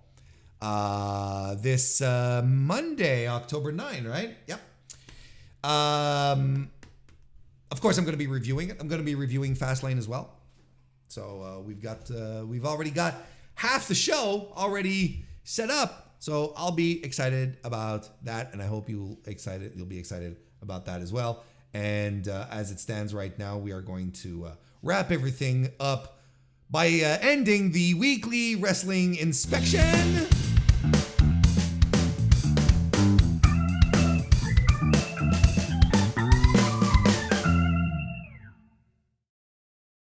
I might sleep in tomorrow. Big ass stream, of course, because I wasn't around last week for the past 2 weeks, so felt good. I had a lot of pent up frustration. Needed to get all the podcast love out there, and I want to give you all love. For those of you who are watching live still right now on youtube.com/MrWarrenHayes, I appreciate you tremendously. One last pitch for a like, and even if you're watching on demand right now, a like and a subscription here would help out tremendously. Those things help us out, help us little teeny weeny creators. It helps out tremendously grow our stuff. So if you wouldn't mind, that would be very much appreciated. If you're listening to this on your favorite podcast application, reviews on Apple Podcasts, ratings on Spotify, 5 stars if possible. Also help out tremendously. Don't forget, I will be back on Thursday for the Dynamite review, back on Sunday for the Collision review, and keep in mind that next week I will not be recording the Mr. Warren Hayes show on Tuesday. It is Title Tuesday in AEW, going head to head with NXT. So we're not doing that. I will be back on Monday for the Mr. Warren Hayes show proper. So mark your calendars, tell your children, call your mom. That's exactly what's happening. In the meantime, I want to wish you all a lovely, wonderful rest of your day, evening, whatever time you're listening to this. Thank you so much for being here. That's not the right thing. Thank you so much for being here. It's been a long stream. I'll see you next time.